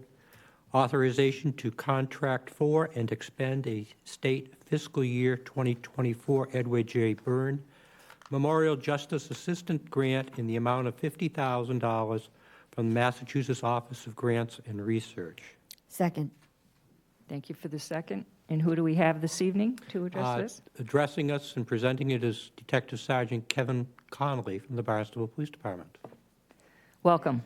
Thank you. Good evening, Madam President, Mr. Vice President, Town Councilors. Is that on? That's what I'm trying to find out. It doesn't sound like Is the green light on down the bottom? Good evening. Yay. Good man. Good evening, Madam President, Mr. Vice President, Town Councilors. Kevin Conley, Detective Sergeant with the Barnstable Police Department. In 2023, the Barnstable Police Department applied for and was granted an Edward J. Byrne grant for the amount of $50,000. These funds are for the purpose of purchasing 7 overt cameras and 2 license plate readers. The 7 overt cameras are exactly as they sound. They are cameras that are noticeable. They have blue LED lights on them so people understand they are police department cameras. They communicate back to the station via cellular connections. They are planned to be placed in the Main Street area as long as in the Veterans Beach area. You can view them live. You can also review the recorded data on them if you have to save anything for evidence or if you have to assess a situation as officers are responding. The license plate readers will also be placed in the Main Street area, and what those do is they record vehicles as they go through, and that is searchable. So if we are looking for a missing individual, an endangered individual, a wanted individual, or suspects in crimes, we're able to review that data, see when they were in the area, see what vehicles they were traveling in. They also have the ability to set up alerts. If we're looking for someone, we can set an alert. If that vehicle they're operating drives by the license plate reader, we're notified immediately and able to dispatch cruisers to that. This will be in addition to cameras and license plate readers we are already using that have proven invaluable in investigations that we've conducted in the town, both for property crimes, violent crimes, as well as the battle against the narcotic trades and trafficking that happen in our community. Happy to answer any questions regarding these cameras and license plate readers that you may have. Should we get one for Lincoln Road for speeding? They don't give the speed. They don't just do capture the speed? plates. Damn. But Let's get a new program. No, I'm kidding. Question, Council Schnapp. Thank you, Madam President, and thank you, Detective Sergeant. Where are the locations of the other cameras? Where do we have those? They are, right now, we have a couple of cameras out there that are part of investigations that we can't discuss, but there are several out on, that we can discuss. We have some at the beaches. As you walk out the front of Town Hall, if you look up by the War Memorial, you'll actually see on the pole a camera that comes out that has the bright LED lights on it. That's one of ours. And we have a couple on Main Street. This will really help us saturate Main Street a little bit more, give that sense of deterrence for crime, as well as giving the safety feeling of, even if there's not a marked cruiser or an officer visible, people still have that sense that the police are there and we're watching and we're going to be able to help. So by being overt and blue, I mean, it is something that people are aware that these cameras are there. Yes, it is. What is usually the staff requirement to do the surveillance on the, I mean, are people just monitoring them on a occasional basis, or how does that usually, is there a bank of monitors that are showing all this? Yes, so we have a dispatch center that's 24/7. They do have access to these cameras. They have live view. They can also review. They do have pan-tilt zoom capability, so if something's going on, they can zoom in, get better descriptions, give that information to the officers responding. There's no full-time position sitting there watching them. It's not like a loss prevention at the mall or something like that. It is more of a, if something's happening, we can review it. It's up in the background running. And also very important, if something does happen, we can review it and see if there's any evidence that can be gleaned from that. Okay, thank you. Thank you. Any other question? Council Mendez. So just to be clear, there's not going to be somebody there sitting there watching these cameras all the time? There is not. Okay. Councilor Turkelson. How hard is it to install these cameras and say, put them in this place and then take them down and put them over there? So we have 2 officers at our agency that are trained on moving them around. And basically, the nice thing about these is they're permanent, as in we attach them to wherever they are and they can watch. But we also have the ability, if we have a hot spot somewhere, we can move it to that hot spot. So we do have 2 offices that we move these cameras around quite a bit, the ones that we currently have. So it's not a hard task at all. So this is something we could put on Lincoln Road then? No, they don't do speed. They don't do speeds, but it's certainly something we could discuss. But they do license plates, right? Two of them will be license plate readers that just take still photos, and that is certainly something we could discuss, yes. Thank you. Any other questions? Oh, yes. Council Lutke. Thank you. A couple of things. I want to pick up where President Penn and Councilor Turkelson had spoken, that maybe we could look at getting some of the cameras that actually give citations. I don't know if anybody there has watched the show Caught in Providence. It's a pretty cool show in terms of the judge who did it. But anyways, a lot of that is based on cameras that catch people for red light violations and things like that. And I know when I lived in Germany, speeding cameras were enormous and very successful at slowing down traffic. Absolutely, because you knew they were there, so you slowed down. So I would love if the police department could look at that, you know, in concert with some of the things we've talked about earlier. And the other thing, I really applaud this particular effort. I have a constituent who owns several properties in and around Main Street, and he's contacted quite frequently by the Barnstable Police to share his camera data. So I think the more cameras we get out there, the safer we're going to be, and the better it is. Absolutely. So I applaud this. This is terrific. And as I say, I hope we can explore some of the other kind of speeding cameras down the road and look at what that might do to help us out. Probably more cost efficient than keeping patrol cars on some of our side roads. Thank you. Thank you. Councilor Tamish. I don't know if the chief would like to address it or not, or you, Sergeant, but currently under Massachusetts state law, we cannot do that because you have to be able to individually cite a particular operator of the vehicle and not just the vehicle itself. Yeah, I believe that's correct. You have to be able to. That's why in this state, there's no red light violation cameras. There's no speeding. They send you the ticket in the mail. That is a law that is prohibited in this state.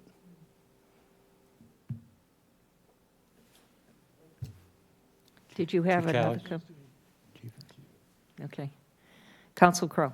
No, Chief Chalice. Oh, okay. Chief Chalice, I'm sorry. Hi, Chief.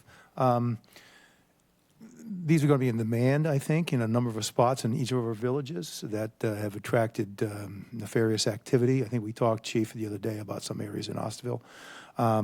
Is there a way that we can get on the list to have those placed in areas that are of concern? Good evening, Madam President, council members, Jean Chalice, Acting Chief. We particularly requested these cameras for the Main Street area due to the fact that we have a number of incidents in that area, and recently we've used them to assist with investigations on car crashes. We used them over the summer for a number of high-profile crimes. So at this point, these particular ones are slated for Main Street. We can certainly explore deploying them elsewhere. As Detective Sergeant Conley said, a lot of times what happens is they'll be moved around to hotspots, so we do have the ability to move them and relocate them throughout the town as the need arises. I did just want to address the Lincoln Road issue, if possible. Prior to the gentleman retaking his seat, I had emailed our traffic unit. We have a list that goes out every Friday for hotspots for traffic enforcement. So I did request that be added. Lincoln Road is regularly on there, but as you know, once we leave, the cars resume their activity, but we will make sure that we do prioritize that area. Thank you. Seeing no other questions, I think we're ready for a vote.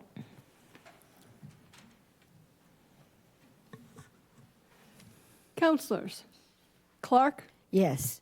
Crow, Yes. Levesque, Yes. Ludke, Yes. Mendez, Yes.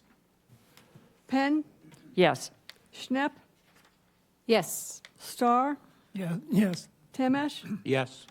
Turkelson, Yes. Bloom, Yes. Burdick. Yes. 12 yes. Thank you. Thank you. Congratulations. Thank you.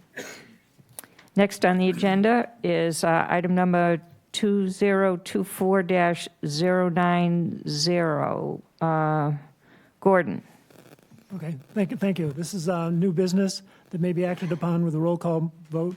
This is number 2024-090. authorization to contract for and expend a fiscal year 2024 grant in the amount of $7,500 from the Massachusetts Department of Environmental Protection to acquire one electric vehicle under the Massachusetts Electric Vehicle Incentive Program. Second. All right. Can you turn on the mic, please, sweetie? That's all right. I should have known better. Try it Anyway. again. Okay. There we go. Hi.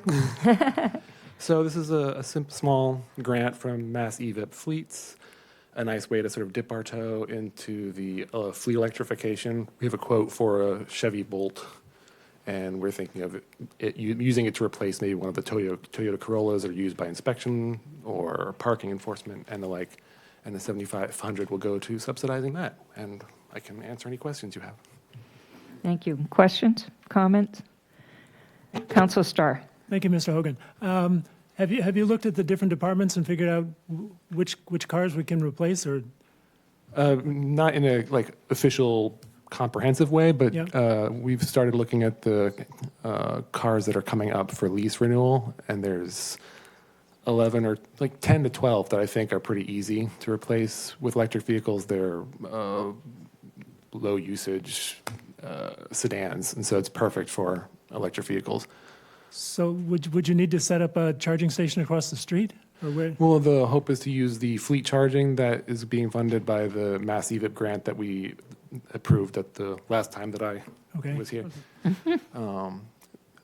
Yeah, so they'll go at the armory to charge. Okay. Yeah. Thank you.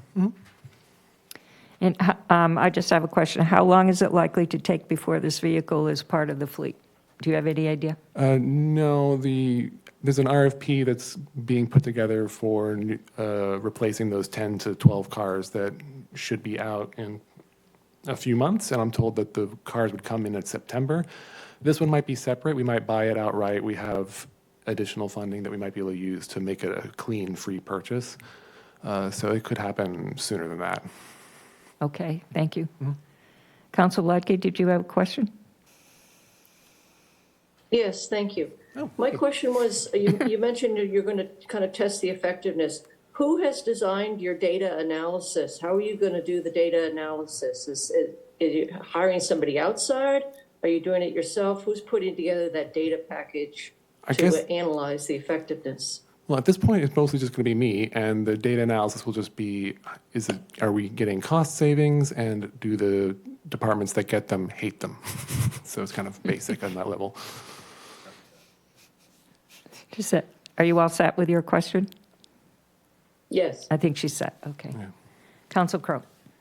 Real quick, how much, this is a grant for $7,500. How much is the car going to cost? The quote's for $30,799, I believe. So the $7,500 will take that down to around $22K, and we have EECBG funding that could take care of the rest. Nice. Okay, and is there incentives on this car also, if you're buying it new, from the dealers for, there's a $7,500 credit in a lot of these electric vehicles? You mean get something like that? Like the federal? Yeah. Actually, that's interesting you bring that up, because I'm actually working on trying to get that, but it's been recently made available to municipalities, but we have yet to figure out how to take advantage of that. And by we, I mean me and lots of other municipalities. I've been talking to my counterparts in cities across Massachusetts, and it's a journey. But I'm hoping to unlock that soon. Thank you. Yeah. But technically it's available. It's just we haven't been successfully done it yet. Councilor Clark. Thank you, President Penn. Do municipalities get a break on vehicular purchases anyways? I mean, the $7,500, I think, is the break that the state is trying to give us. The $7,500 from the feds, making that available to towns is new. And so the infrastructure for giving a tax rebate to a tax-exempt entity is still kind of... they're still working it out. I've been attending every webinar that the IRS offers, and we're making slow progress. But that should be available for cars and also other projects. But I'm hoping to test it on a car, because I'd rather fail at getting a tax rebate on a small car than fail at getting it for a solar project or something like that. So this also serves as a test balloon for that particular program. You good? And Councilor Tamish? Oh, sorry. A little bit off the subject, but to Councilor Clark's question, I think this is the second meeting that question has come up about purchasing, and perhaps Dave Anthony could address how we buy off a state contract. It might be helpful for the council. The actual quote that we have is from state contract. So.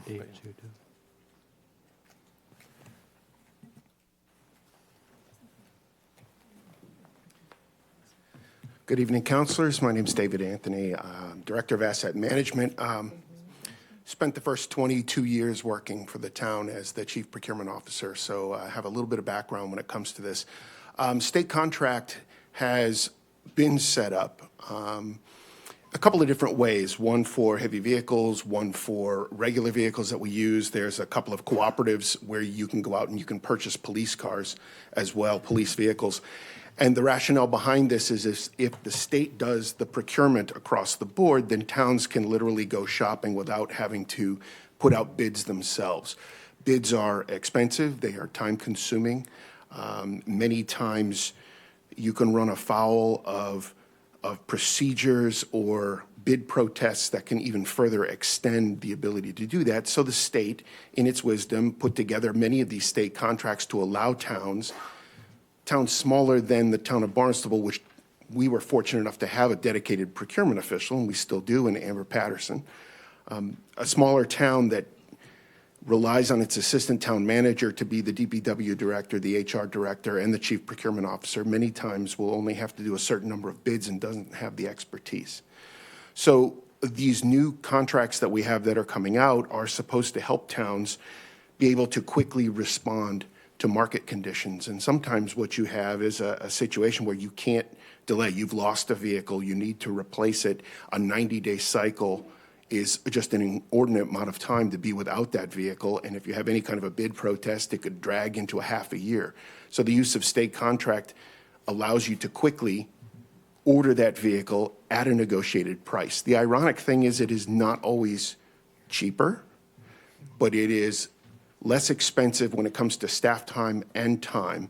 And one of the things that the chief procurement officer has always done is looked at state contract and looked at market conditions to be able to see where you can take advantage. When we started leasing vehicles, for example, the state contract did not allow for the lease. You had to go out and purchase the vehicle outright on state contract. We worked with the state, with OSD, and with the Mass Procurement Association, made up of all of the chief procurement officers around to try to get those changes on the state contract to take advantage of it. So these are one of the resources that are available to towns like ours, and with the advent of electric vehicles, with the advent of charging stations, we're seeing the state put in more and more state contracts to make it easier for towns to simply adopt and purchase those items that they need. And that does include, again, there's a cooperative that allows the police department to purchase police vehicles. We have heavy equipment contracts, school bus contracts, things along those lines. So it really does allow the town the streamlined effort to be able to acquire the assets it needs. Thank you. You good? Council Starr? Thank you. I have a question for Mr. Anthony, I think. The question is, do we have an electric vehicle policy at the moment as a town? I mean, are we supposed to look at electric vehicles first? I believe you were on the council when we went through the Green Communities exercise most recently. As part of that, we established a green vehicle policy where we would take a look at those vehicles under Green Communities designation that required us to consider them. We found that about 20% of our fleet might have contributed to that because all heavyweight vehicles, emergency vehicles, heavy-duty equipment was exempted from any of those guidelines.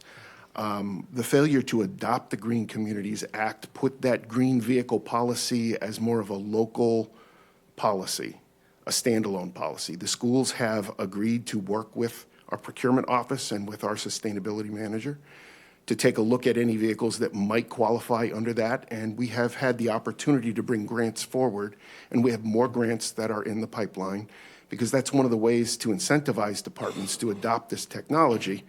A $7,500 savings on an outright purchase means that that department can use that funding for other goals that it might have. So our idea is to bring forward these grants to be able to incentivize our own departments to consider these. And we may find that they make sense in certain operations. They may have to be bounced around to different departments to find the true home. The assistant DPW director has said that you can't put a plow on a Prius, and he's right. There's going to be certain times when a vehicle works for the job that is needed, and there's certain times where it simply doesn't. Thank you. But you're about to put out an RFP for 10 more vehicles? Yes, sir. Working with procurement, we are putting out inspection vehicles. We have leased our inspection fleet because we found over a period of 3 years being able to return those vehicles during that bumper-to-bumper 36-month warranty. It lowers the day-to-day maintenance cost, except on those items that wear out, wiper blades, brakes, tires, the usual stuff. We have always allowed for innovative technology. We had Priuses at one point. We've had hybrid Camrys.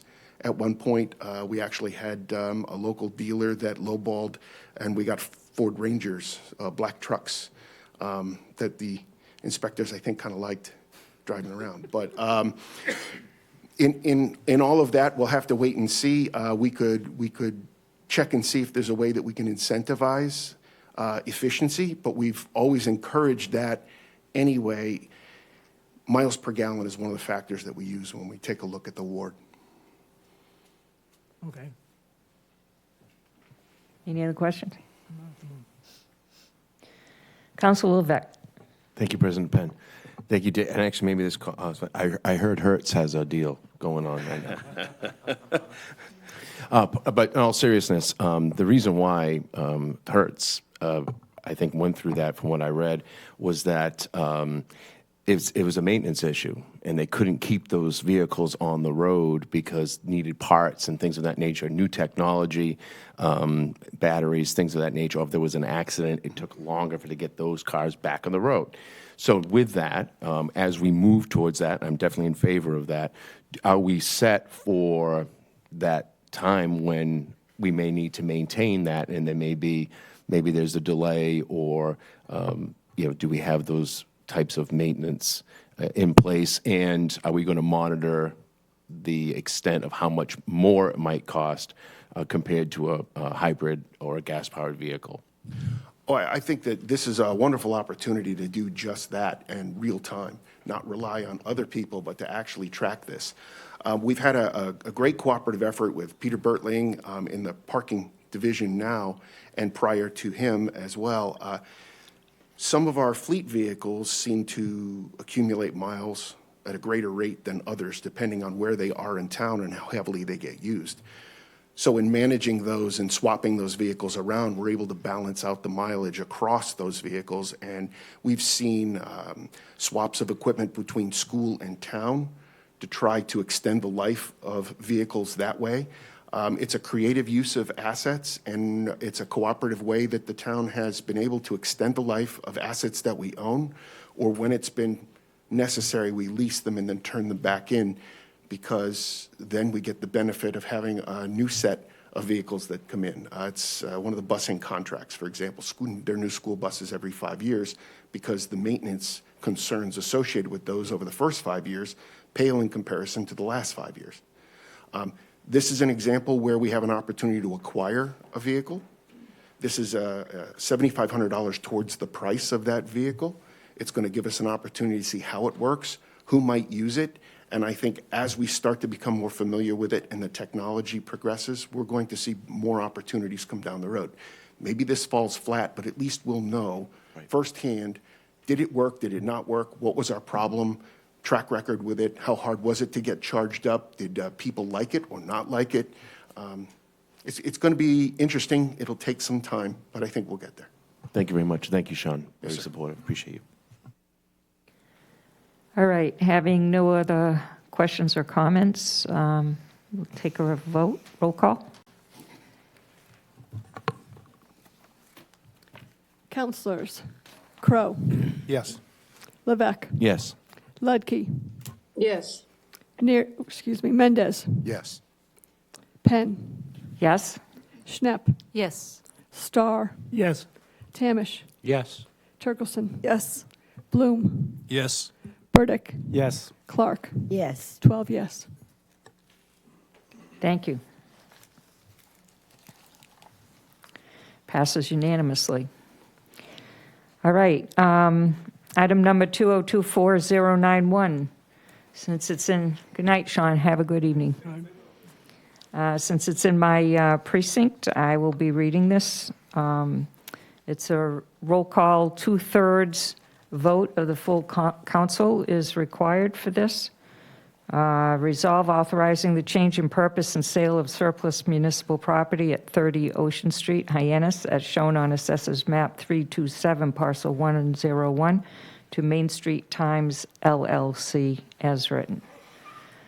Mr. Anthony is going to lead us through this. Good evening again, councilors. David Anthony, Director of Asset Management. This resolve that is before you achieves two purposes. The first is to address a potential issue involving the change of use. This property, purchased in 1967, was purchased with the intent of making a 30-foot wide connector from Ocean Street to Old Colony Road, even though Old Colony Road hadn't really been created yet. It was an abandoned rail line at the point when this was taken. $5,000 was raised at the town meeting, and they acquired the property. The resolve, first and foremost, changes the use. And this is consistent with what we've done at a couple of different properties in the past, where a property was taken, for example, in Marston's Mills for the use of a parking lot. We came back and we went to the town council, and the town council at the time voted to turn that into a property dedicated to affordable housing. So in order to clarify and make this transaction correct, on the advice of our own town legal, we have worded this in such a way that we acknowledge that it was taken for one particular use, even though it was never created, and we turn this back into for use of general municipal purposes.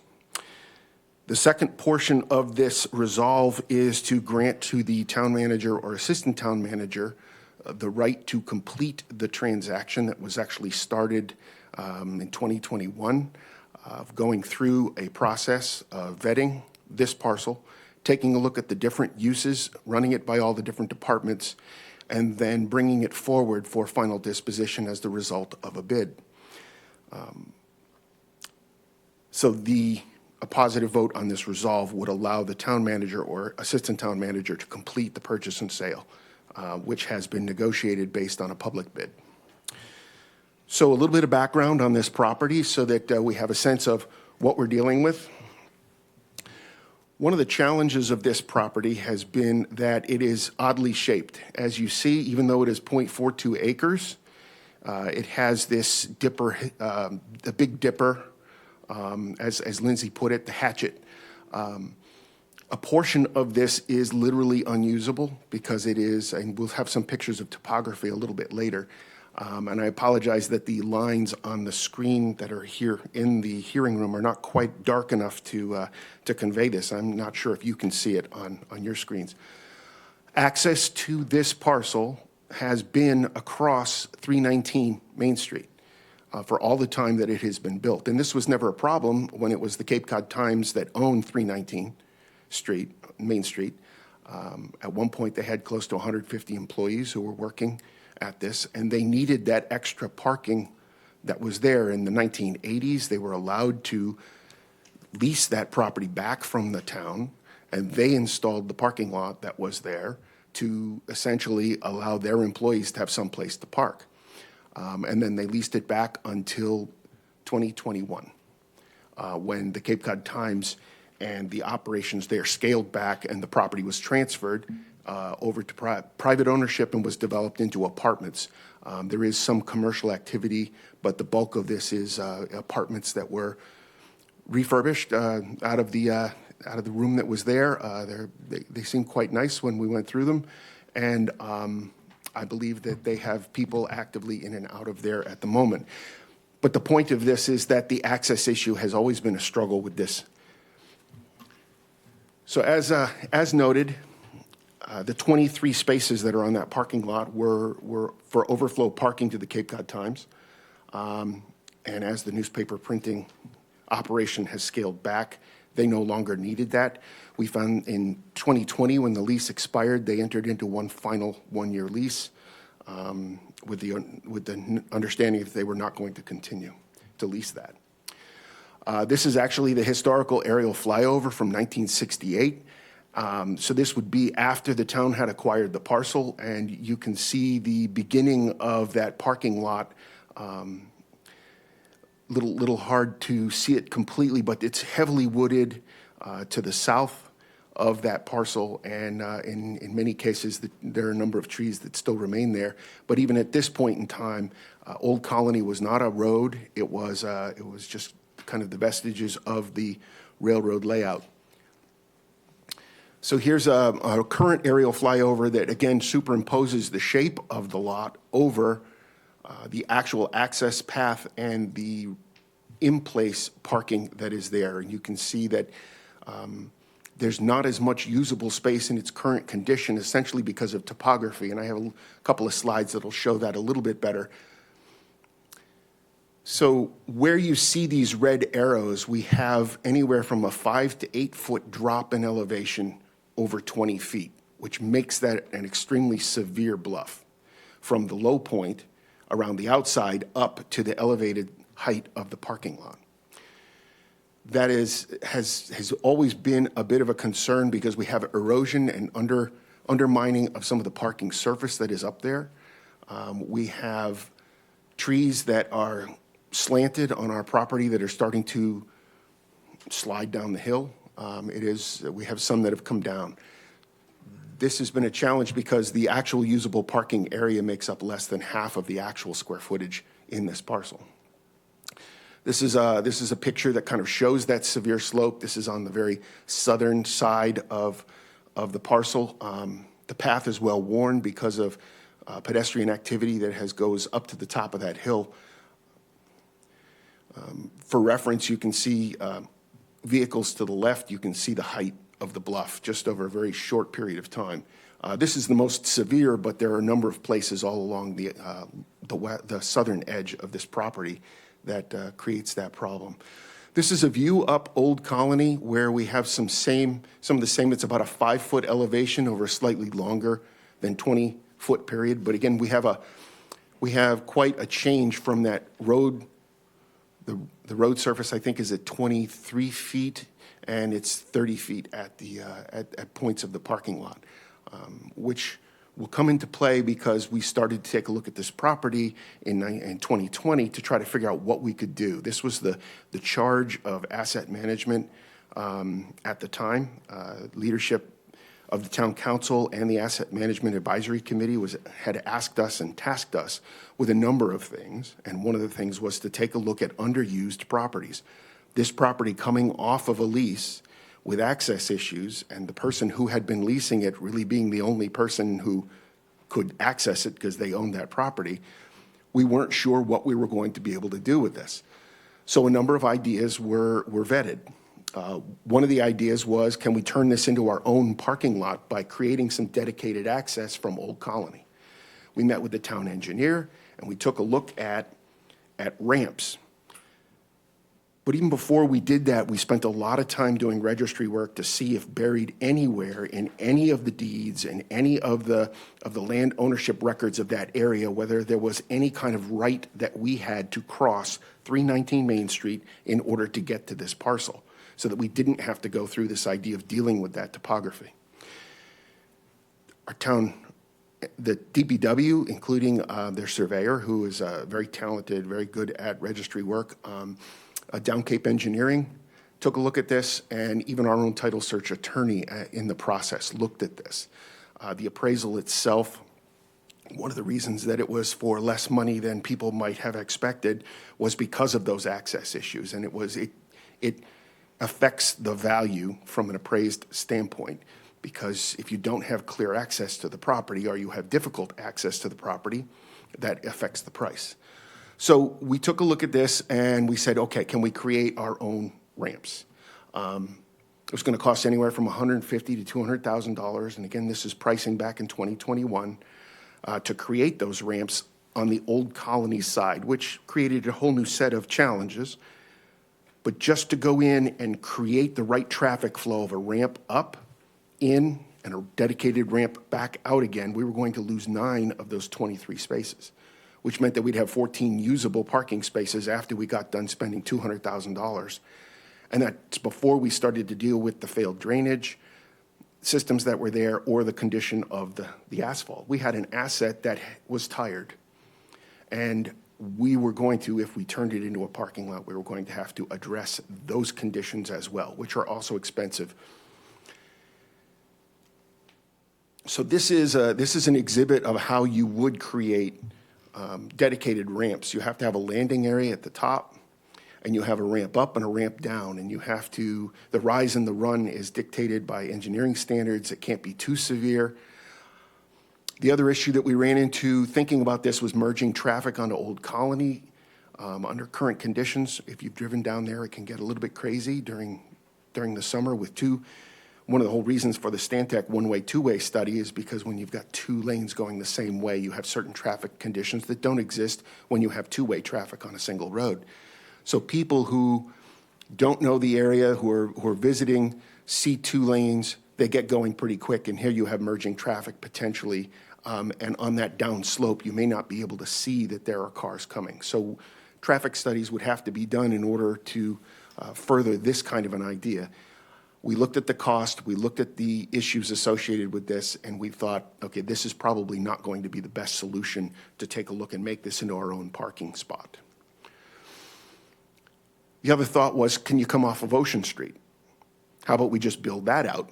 And we would have to build about 120 linear feet of retaining wall in order to create essentially that 30-foot access, dedicated access that wasn't built in 1967 for that connector way. Whether or not this provided enough of a solution and whether or not you needed to have a dedicated way back out, so you might have to put that out ramp on the other side as well, this got very expensive right from the start, and we abandoned this pretty quickly because we really felt that this was not going to be an effective use of money at a time when we had so many other things that were pressing. So we didn't pursue this much beyond the cost of those retaining walls because we felt that that was also going to be in the neighborhood of $100,000 to $150,000, and those numbers are a couple, 3 years old now. So what we had with this, and the illustrations are really meant to show some of the challenges that we were dealing with. When we started looking at this, we worked with town staff, different town staff, to see what could we do. The town council president was kind enough to collect a series of questions from constituents, from citizens, and also from some of the town councilors, and she shared that list of questions with me, and I appreciate that. I'd like to try to address those now because they may answer some questions that all of you have. I'll do them in no particular order, but one of them was the phrase, no practical use, was a concern that was raised, and this is the result of an internal process that we created as a result of the Asset Management Advisory Committee. Jessica Rapp-Grassetti, who was president at the time, who helped create the town council create that committee. One of the goals was to create a very clear and detailed process to make sure that any property was properly vetted through all of the different departments that the town had. Vestiges of this go back to 1988 when there was an article that was passed at town meeting when the Conservation Commission was granted the rights to have kind of a first shot at tax possession properties for the purposes of conserving land. There was a big push in the 80s to conserve open space at town meeting, and this was one of those things that was there. So in order to sell land, you needed to run it by certain departments. The Asset Management Advisory Committee at the time, under their leadership, what we did was we established a more detailed process that expanded that out so that if it affected a school, for example, we would include the school committee. If it affected airport land, we would include the airport. We made sure that every department had a chance to kind of weigh in on whether or not we should keep, use, reuse, or sell a piece of property. And we still have that process in place today. So the phrase no practical use meant that no one in the town departments came forward with a practical and effective way to reuse this parcel without having to spend quite a bit of money in order to get it to a point where we might be able to use it for something else. One of the uses that came up and a question that came up was, could we use this for housing? And this was actually something that we looked at. There are concerns about if you had to excavate where the paving is now, you would have to potentially put retaining walls at the border of our parcel and the parcel of 319 in order to not undermine and affect the parking spaces that are there. That is an expensive proposition that to fold into a potential 4-unit house development or some sort of a structure there, it could carry as much as $200,000 to be added into the construction costs associated with that. What we have seen firsthand with our Affordable Housing Trust is that when some of these projects come in, the difference of a couple $100,000 can mean affordable units. It can mean the number of units that you're going to put in. As soon as you start talking about elevators and you talk about dedicated parking and things like that, it creates a project that gets very expensive. The idea of having to absorb somehow the cost of a $200,000 retaining wall in addition to all the other construction concerns did not make this a prime candidate at the time. And at the time, we were looking at other pieces of property that were much more suitable for investigation. You may remember that we were working very hard on the Katuitt Elementary School transfer at this time. We were also looking at a piece of property at 1200 Finney's Lane, next to the police station. We were also looking at the future of the Marston's Mills Elementary School, and this was just about the time when we were looking at 200 Main Street. So we had some big properties that were key in our discussions as we were looking at this. So access issues, topography, traffic onto Old Colony, the shape of the parcel. If you take away the unusable portion, meaning the handle, you really are dealing with about 1/3 of an acre of usable space there. And I think it's important. People see 0.42 acres, and they say that's almost a half acre, but it's really not a half acre of usable space.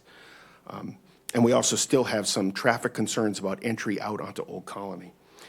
The idea of a pocket park was not something that we had considered at this particular location, partly because there have been some very real concerns expressed to us about the nature of the treed areas, especially in the southwest corner, has made this a bit of a hot spot for some of the less fortunate members of our society that tend to gather in that location. And we did not specifically consider a pocket park at that time. But this was well before the 307 Main Street apartments were at the point where they are. Again, we started looking at this RFP a couple of years ago. In fact, we put this on hold because we were requested to hold off on doing anything on this because we wanted to put this asset in play in case the Stantec one-way, two-way study could use it. It was important to make sure that if this was an asset, we didn't want to pull the rug out from under. This might have been the solution there. In their latest report, it was not included, so it doesn't look like it needs to be there, and we moved it forward to RFP. One of the other questions that had come up was value, and this is always a challenging topic. When we have something that kind of jumps from one year to another, assessed value, appraised values, market value, all tend to get thrown together. We currently have an assessed value that is quite high. If you spent a little time on there, you'd think for $478,000, this must be a pretty valuable, buildable spot. And I think what it does is it suffers or it gets great value because of the way that assessing gets done. It gets done on a blanket or neighborhood or mass appraisal scale as opposed to taking one individual parcel. This is not my area of strength. I can't justify $478,000 for this. So what we do when we go to put land out is we always get a market appraisal that gets done. And a market appraisal is done to really give you a sense of what the value could be. And that's based on current zoning, it's based on current condition, it's based on shape, it's based on comps from other areas. And our appraiser that we used, Clancy, is a good appraiser. We've used him for years. I have no reason to question the $175,000. They looked at the shape, they looked at the access, they looked at the condition of the property. They take all of those factors in, and they made their conclusion that they came back at $175,000. Could it be questioned? I'm sure if you got 3 different appraisals, you get 3 different numbers based on how different appraisers are going to look at that, and certain factors may be more valuable to one than the other. But that was the one that we had to do. And that really was to kind of create the basis of, if that was the market appraisal, then we knew that if we put it out to bid and we sold it for less than the market appraisal, we were going to have to publicly file in the Central Register a notice as to why we sold a property for less than its market value. Again, that's another check and balance that's built into the process to make sure that that our town doesn't sell land without people knowing about it. And so we have to put that into a state publication. The sale price of $60,000, nobody brought up the fact that the minimum was set at $25,000. And the reason the minimum was set at $25,000 is consistent with property that we did not have an active, purposeful need for. We set the minimum at $25,000 to allow the market to have a chance to come and tell us what it was really worth to the people who might be bidding on it.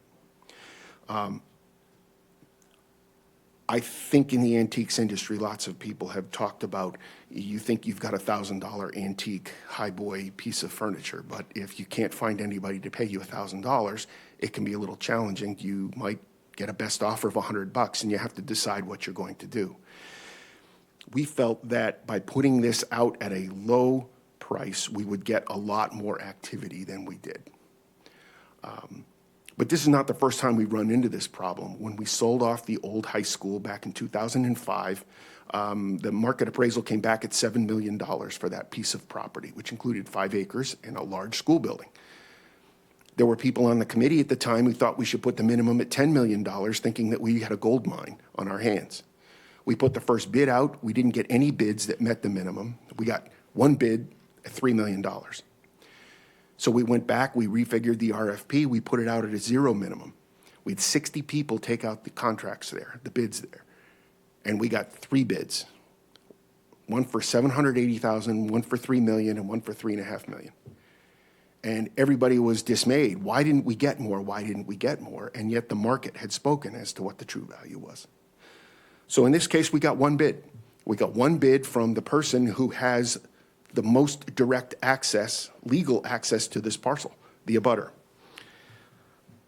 There were questions as to whether or not this went to the Housing Trust. We have talked at the Housing Trust a number of times about the use of town assets. There have been lists of properties that have been potentially put on the table for different sorts of uses.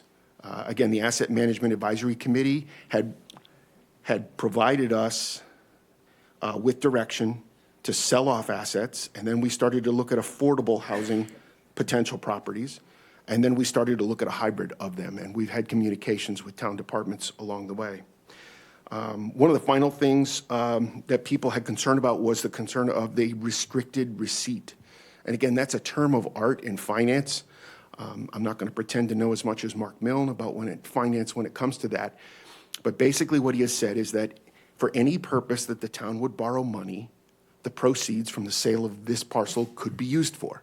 So if we were going to take out a bond on a new building, a repair to a building, the building of a road, a sidewalk, an asset, this money could be used for that. It would need to go through the appropriation process, which means it gets brought forward to the town council. You would appropriate it. It would have a first read, and then a second hearing, and then it sits for 30 days. The restricted receipt is really to prevent this from going into a revolving fund and be used for operational salaries or for just operations within a department and expended without any further appropriation. So at the end of all of this, we have spent the better part of 3 years trying to figure out what to do with this property. We put it out to bid based on the conditions and the direction of leadership at the time. We bring it back before you with this situation where we had one bidder who bid $60,000. I think a lot of people, and I respect Lindsay, I've worked with him for all of my career. He can tell you that expectations on what people will pay and what people won't pay and what you can buy property for, sometimes you get surprised. Sometimes you get a really good offer, and sometimes the offers just aren't there. This is the offer that we have before us. And one of the questions that came up technically is, what happens if we don't get a 2/3 vote tonight to proceed with this?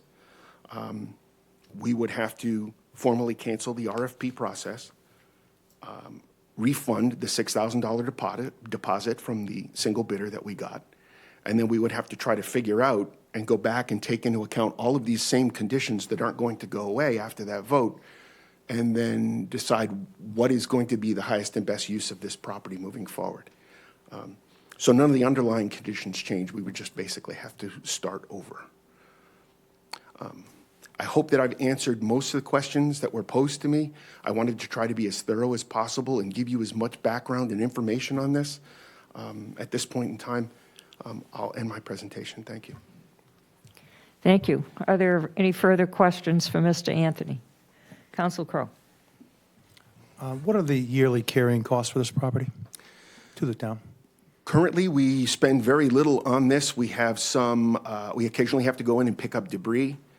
We have occasionally had to go in and take away some of the trees that fall, if they fall, especially onto a neighbor's property. But currently, we are not maintaining this actively. Mr. Bornstein, who owns the accompanying property, has been monitoring that, and I believe he also has been removing debris and things like that, because some of his tenants do park on that property. We had investigated the idea of fencing off the property, and it was going to be about $70,000 to simply put up a fence so that nobody could use it. We worked with him, and essentially he's monitoring it, we're monitoring it, and we're doing the best that we can there without having to spend that $70,000 on a fence. The next question is you answered the question. Bornstein owns it. What is the use that he has on the abutting property right now? Currently, I believe he has 22 apartments that are there in that Cape Cod Times building, and he has some commercial activity on the corner of Main Street and Ocean Street, and may still be some vestiges of the Cape Cod Times. Certainly not the operation it once was, but there are apartments that are in there that are leased out. Okay, thank you. Yes, sir. Further questions? Councilor Turkelson. Under the expired lease, how much was the town receiving lease per year for that when it was being leased out? In the final year, we received $16,000 for a year. Again, we've got the proceeds for that lease from 1984 all the way up through. So the town has received a significant amount of revenue over the duration of holding that property. The access issue, as long as it was the Cape Cod Times leasing that, though, was never going to be an issue because they could allow people, their own people, to cross their own property to get to that parcel. And when we decided not to lease this piece of property, was that of our doing or was that of Mr. Bornstein's doing to end that leasing situation? Actually, the lease was with the Cape Cod Times, and when they told us that they no longer needed it for their purposes because they didn't have the kind of employee numbers that were there, we had to decide what we were going to do at that point, and we decided to move it through an internal review process to see if we could use it for some reason, with the idea that maybe we were going to end up selling this at some point. And did we ever approach Mr. Bornstein at that time to see if he was interested in leasing the property and carrying that lease on? I think he is interested in owning the property. I don't believe he is interested in leasing it from us because he feels that we have to cross his property. I don't want to put words in his mouth, and that's probably inappropriate to do that. But he owns the access point unless we build a new dedicated access to our portion of that land. I think he was very willing to purchase it. Thank you. Councilor Schnepp. Thank you, Madam President. Following on Councilor Turkelson's questions, you said that cars are currently being parked there? Yes. There were cars parked there today. I believe they may have been tenants' cars. I don't know for certain. I don't have the ability to check and see who those folks were. I'm sorry. It sounds like there is a possibility if we kept ownership, there might be an interest in leasing the property for overflow of tenants or commercial interests. So I wanted to say that I commend all the work that has been put, in analyzing the use of this property and all the different, pathways that we could consider. But I think that and I think you even said from when this was initiated, this analysis, there were some things that weren't really going on yet. And I think the 307 project brings up some questions in terms of maybe holding on to this parcel for a while longer would be in the best interest of the town, because there might be some companion uses, whether it's overflow parking for 307. And yes, I know there's access issues, but deals can be made. And or whether there needs to be some access to some green space in that area. So based on some of that, kind of future thinking, I probably will not be supporting this, even though I understand how the decision was reached, and I'm very much in favor of how you reached it. It's just I'm not sure I agree that the future may look a little different. So thank you. Fair enough. Council Clark? Thank you very much, President Penn, and thank you very much, Director Anthony. And I echo Councilor Schnapp's recognition of your hard work over so many years of different compositions of town councilors to do as directed and according to the council's composition at that time. Would you happen to know for the 22 apartments that are in the former Cape Cod Times building, how many parking spaces are attributed to that property?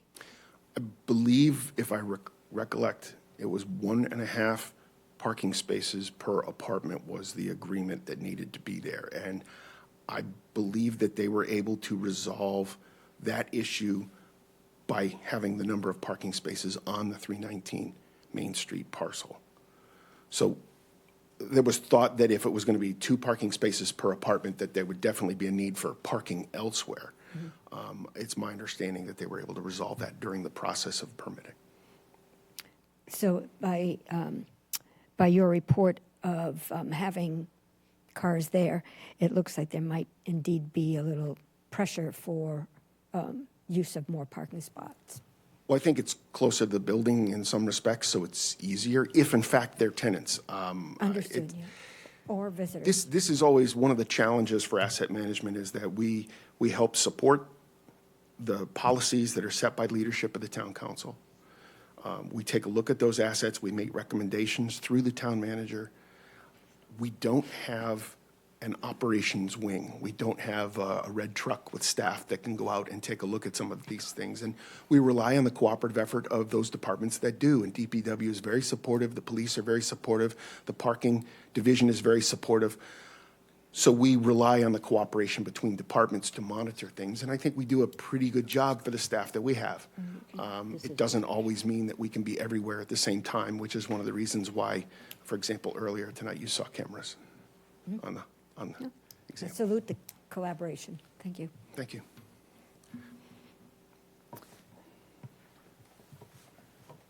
Council Crowe?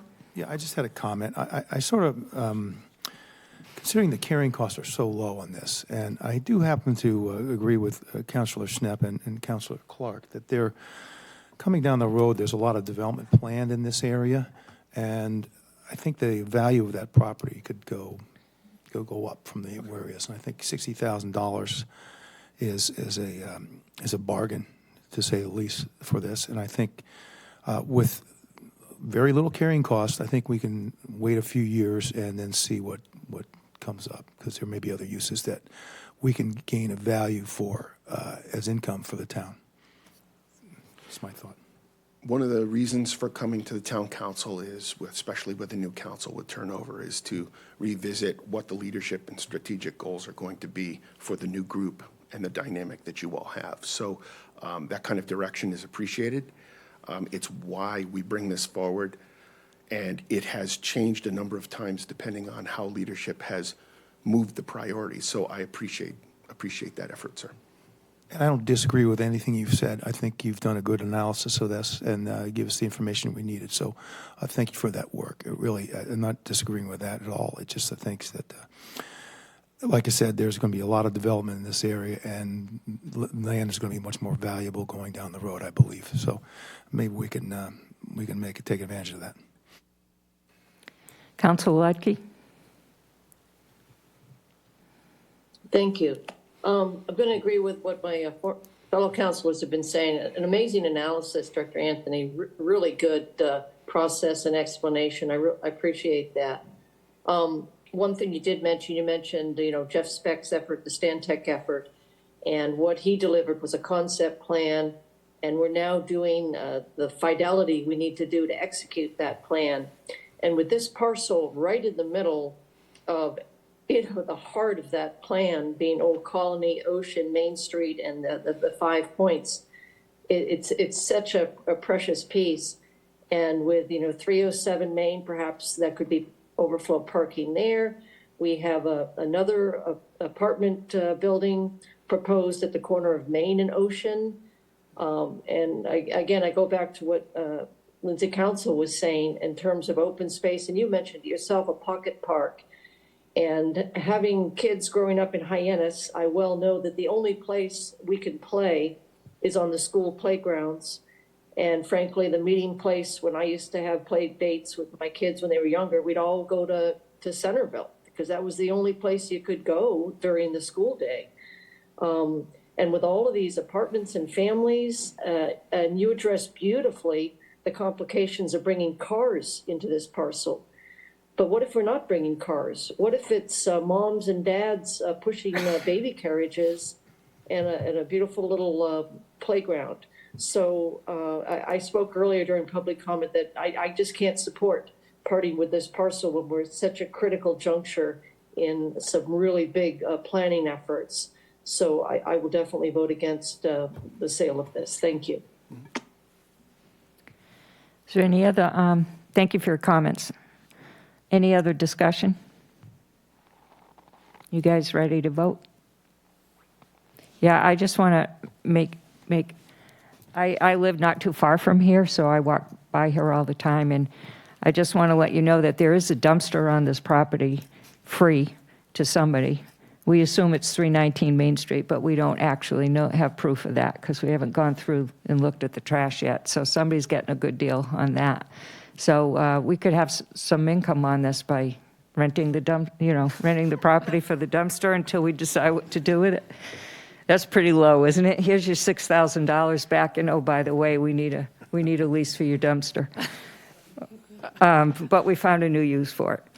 No, I've always kind of envisioned since the two-way traffic thing came in, and people always talk about, emerald necklaces and emerald this and that in cities for green space, that if we blocked off the end of Old Colony, so 6 points becomes 5 points, and made it green space, and so you could walk from the Harbor Overlook area, and it could just be all green to like Hazelton. It'd be kind of cool, and then just Ocean Street goes straight up like it used to, right up to Main Street, and you don't have all that mishmash stuff, and it could be another alternative, and then that makes this kind of part of the green necklace, emerald bracelet, whatever they call these things.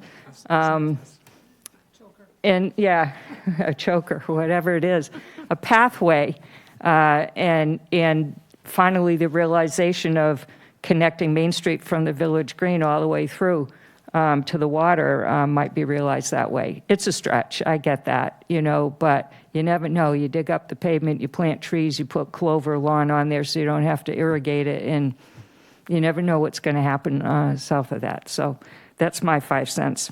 So we're ready to vote. We need I assume everybody's done. I don't want to cut anybody off. Okay, we need 2/3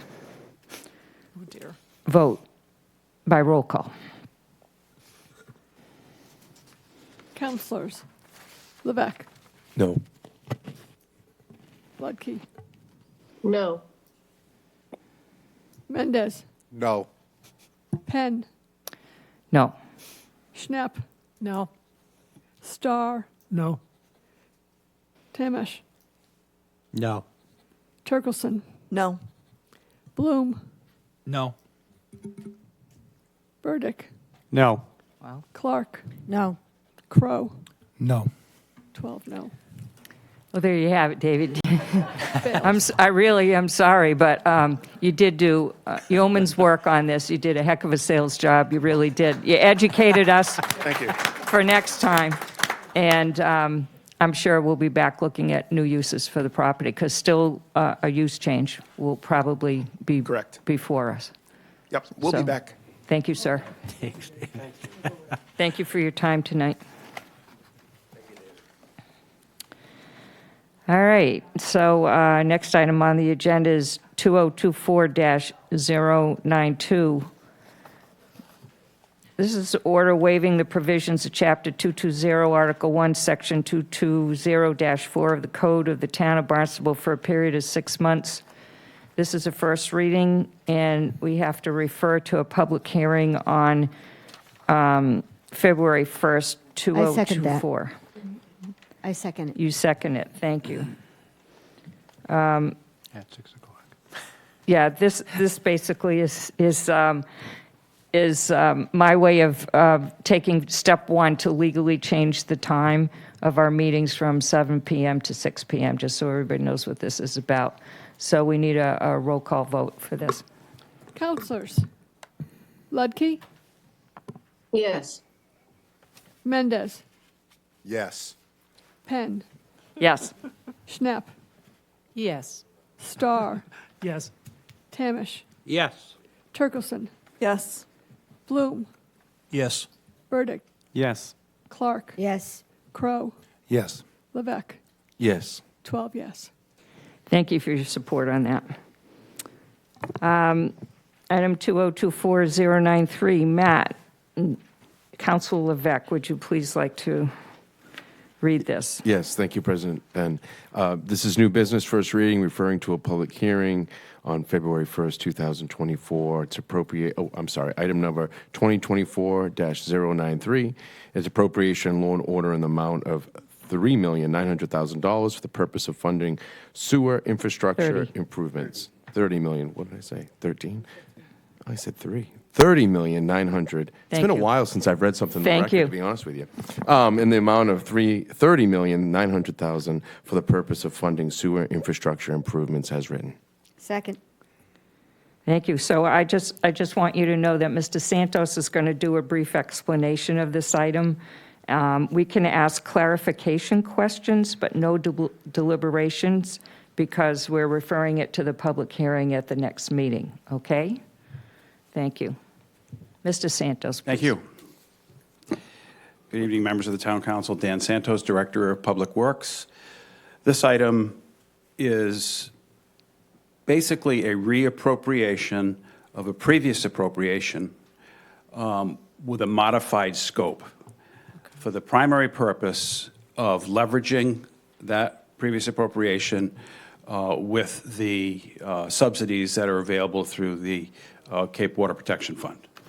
And I'm going to go through a brief discussion, but that's essentially what we're doing. So for your recollection, this is our comprehensive wastewater management plan that was approved by the state. And you can see the phases, and what's of importance mostly in this particular item is phase 1, which are the red areas, and phase 2, the green areas. And as a result of the Park City Wind project, we propose to include this area you see here, which is basically from Craigville Beach up to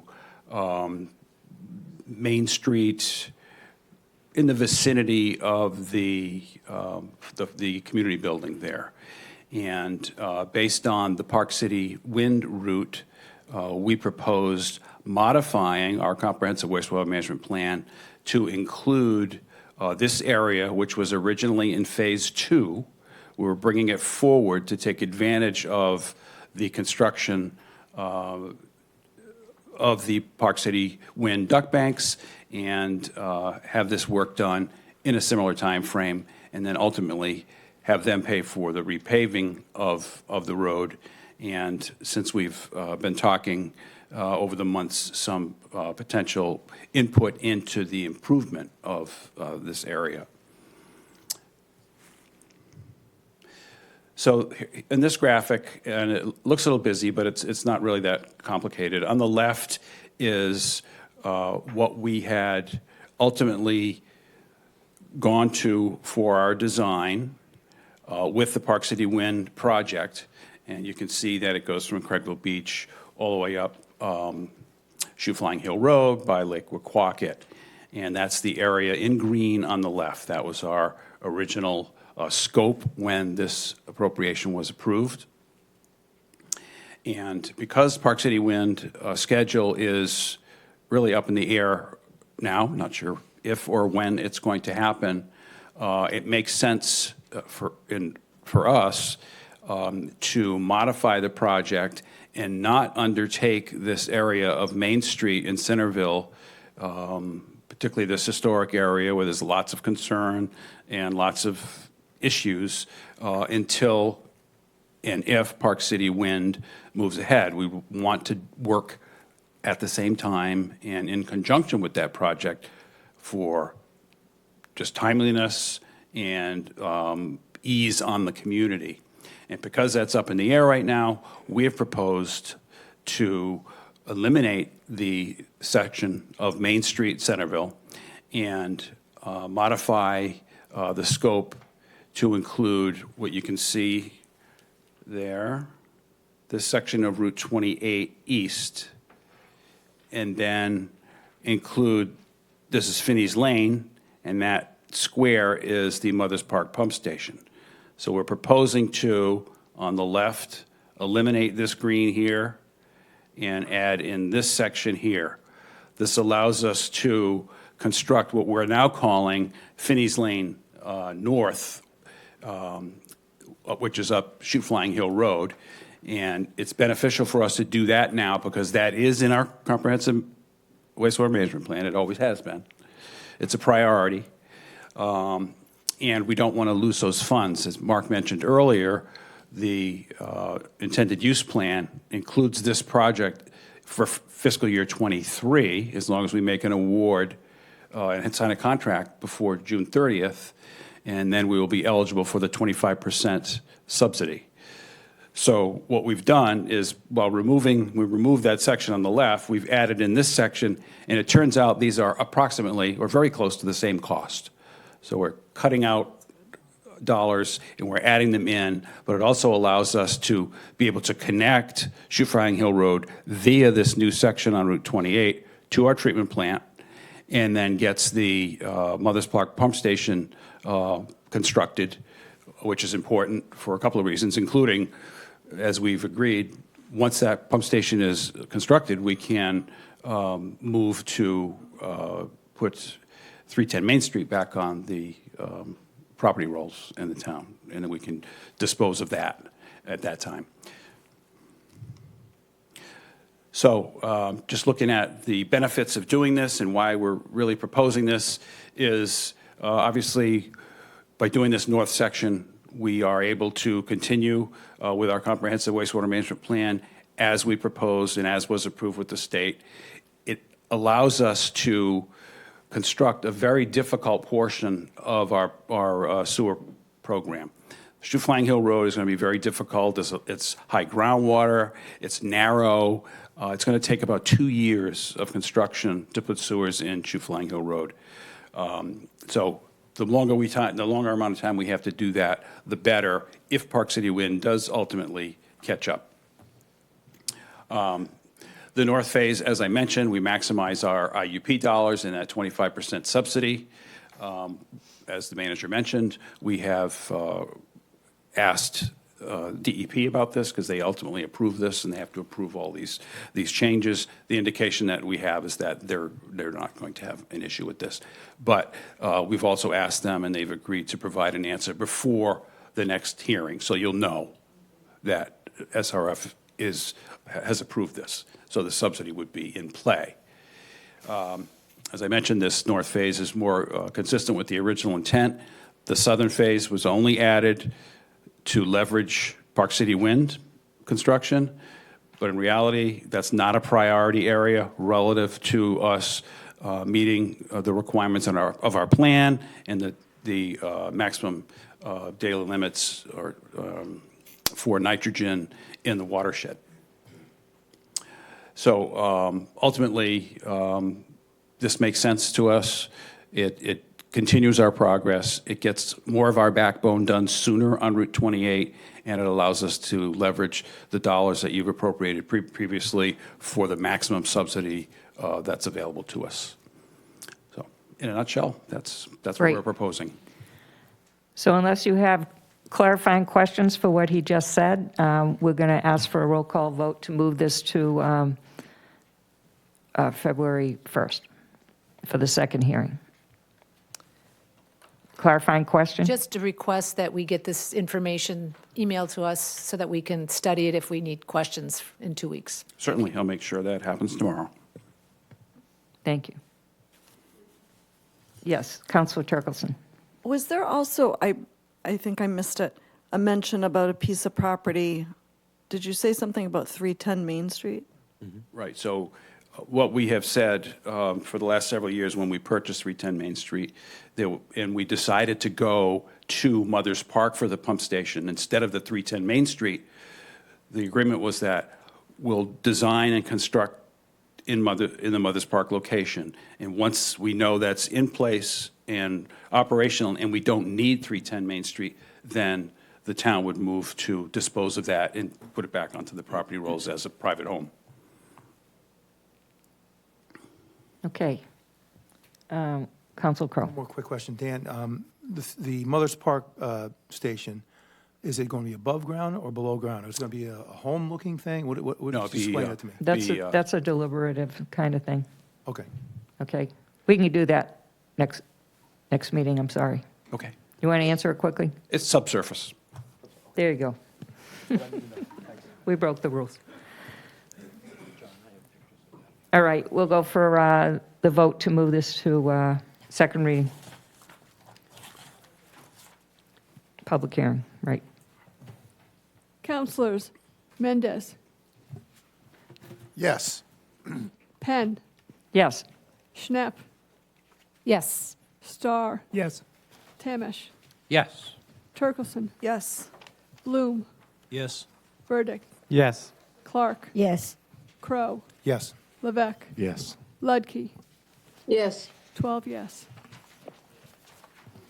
Thank you. So we now are going to go into executive session. Thank you all for attending tonight. I need to make this motion to do this. I move to go into executive session pursuant to General Law, Chapter 38, Section 21A3, to discuss strategy with respect to litigation, since a discussion in open session may have a detrimental effect on the litigating position of the town and town council. Specifically, the council will discuss litigation strategy with respect to Park City Wind LLC's proposed offshore renewable wind project in the town. The council will not return to public session after the executive session. So I need a second. Second. And we need a roll call vote.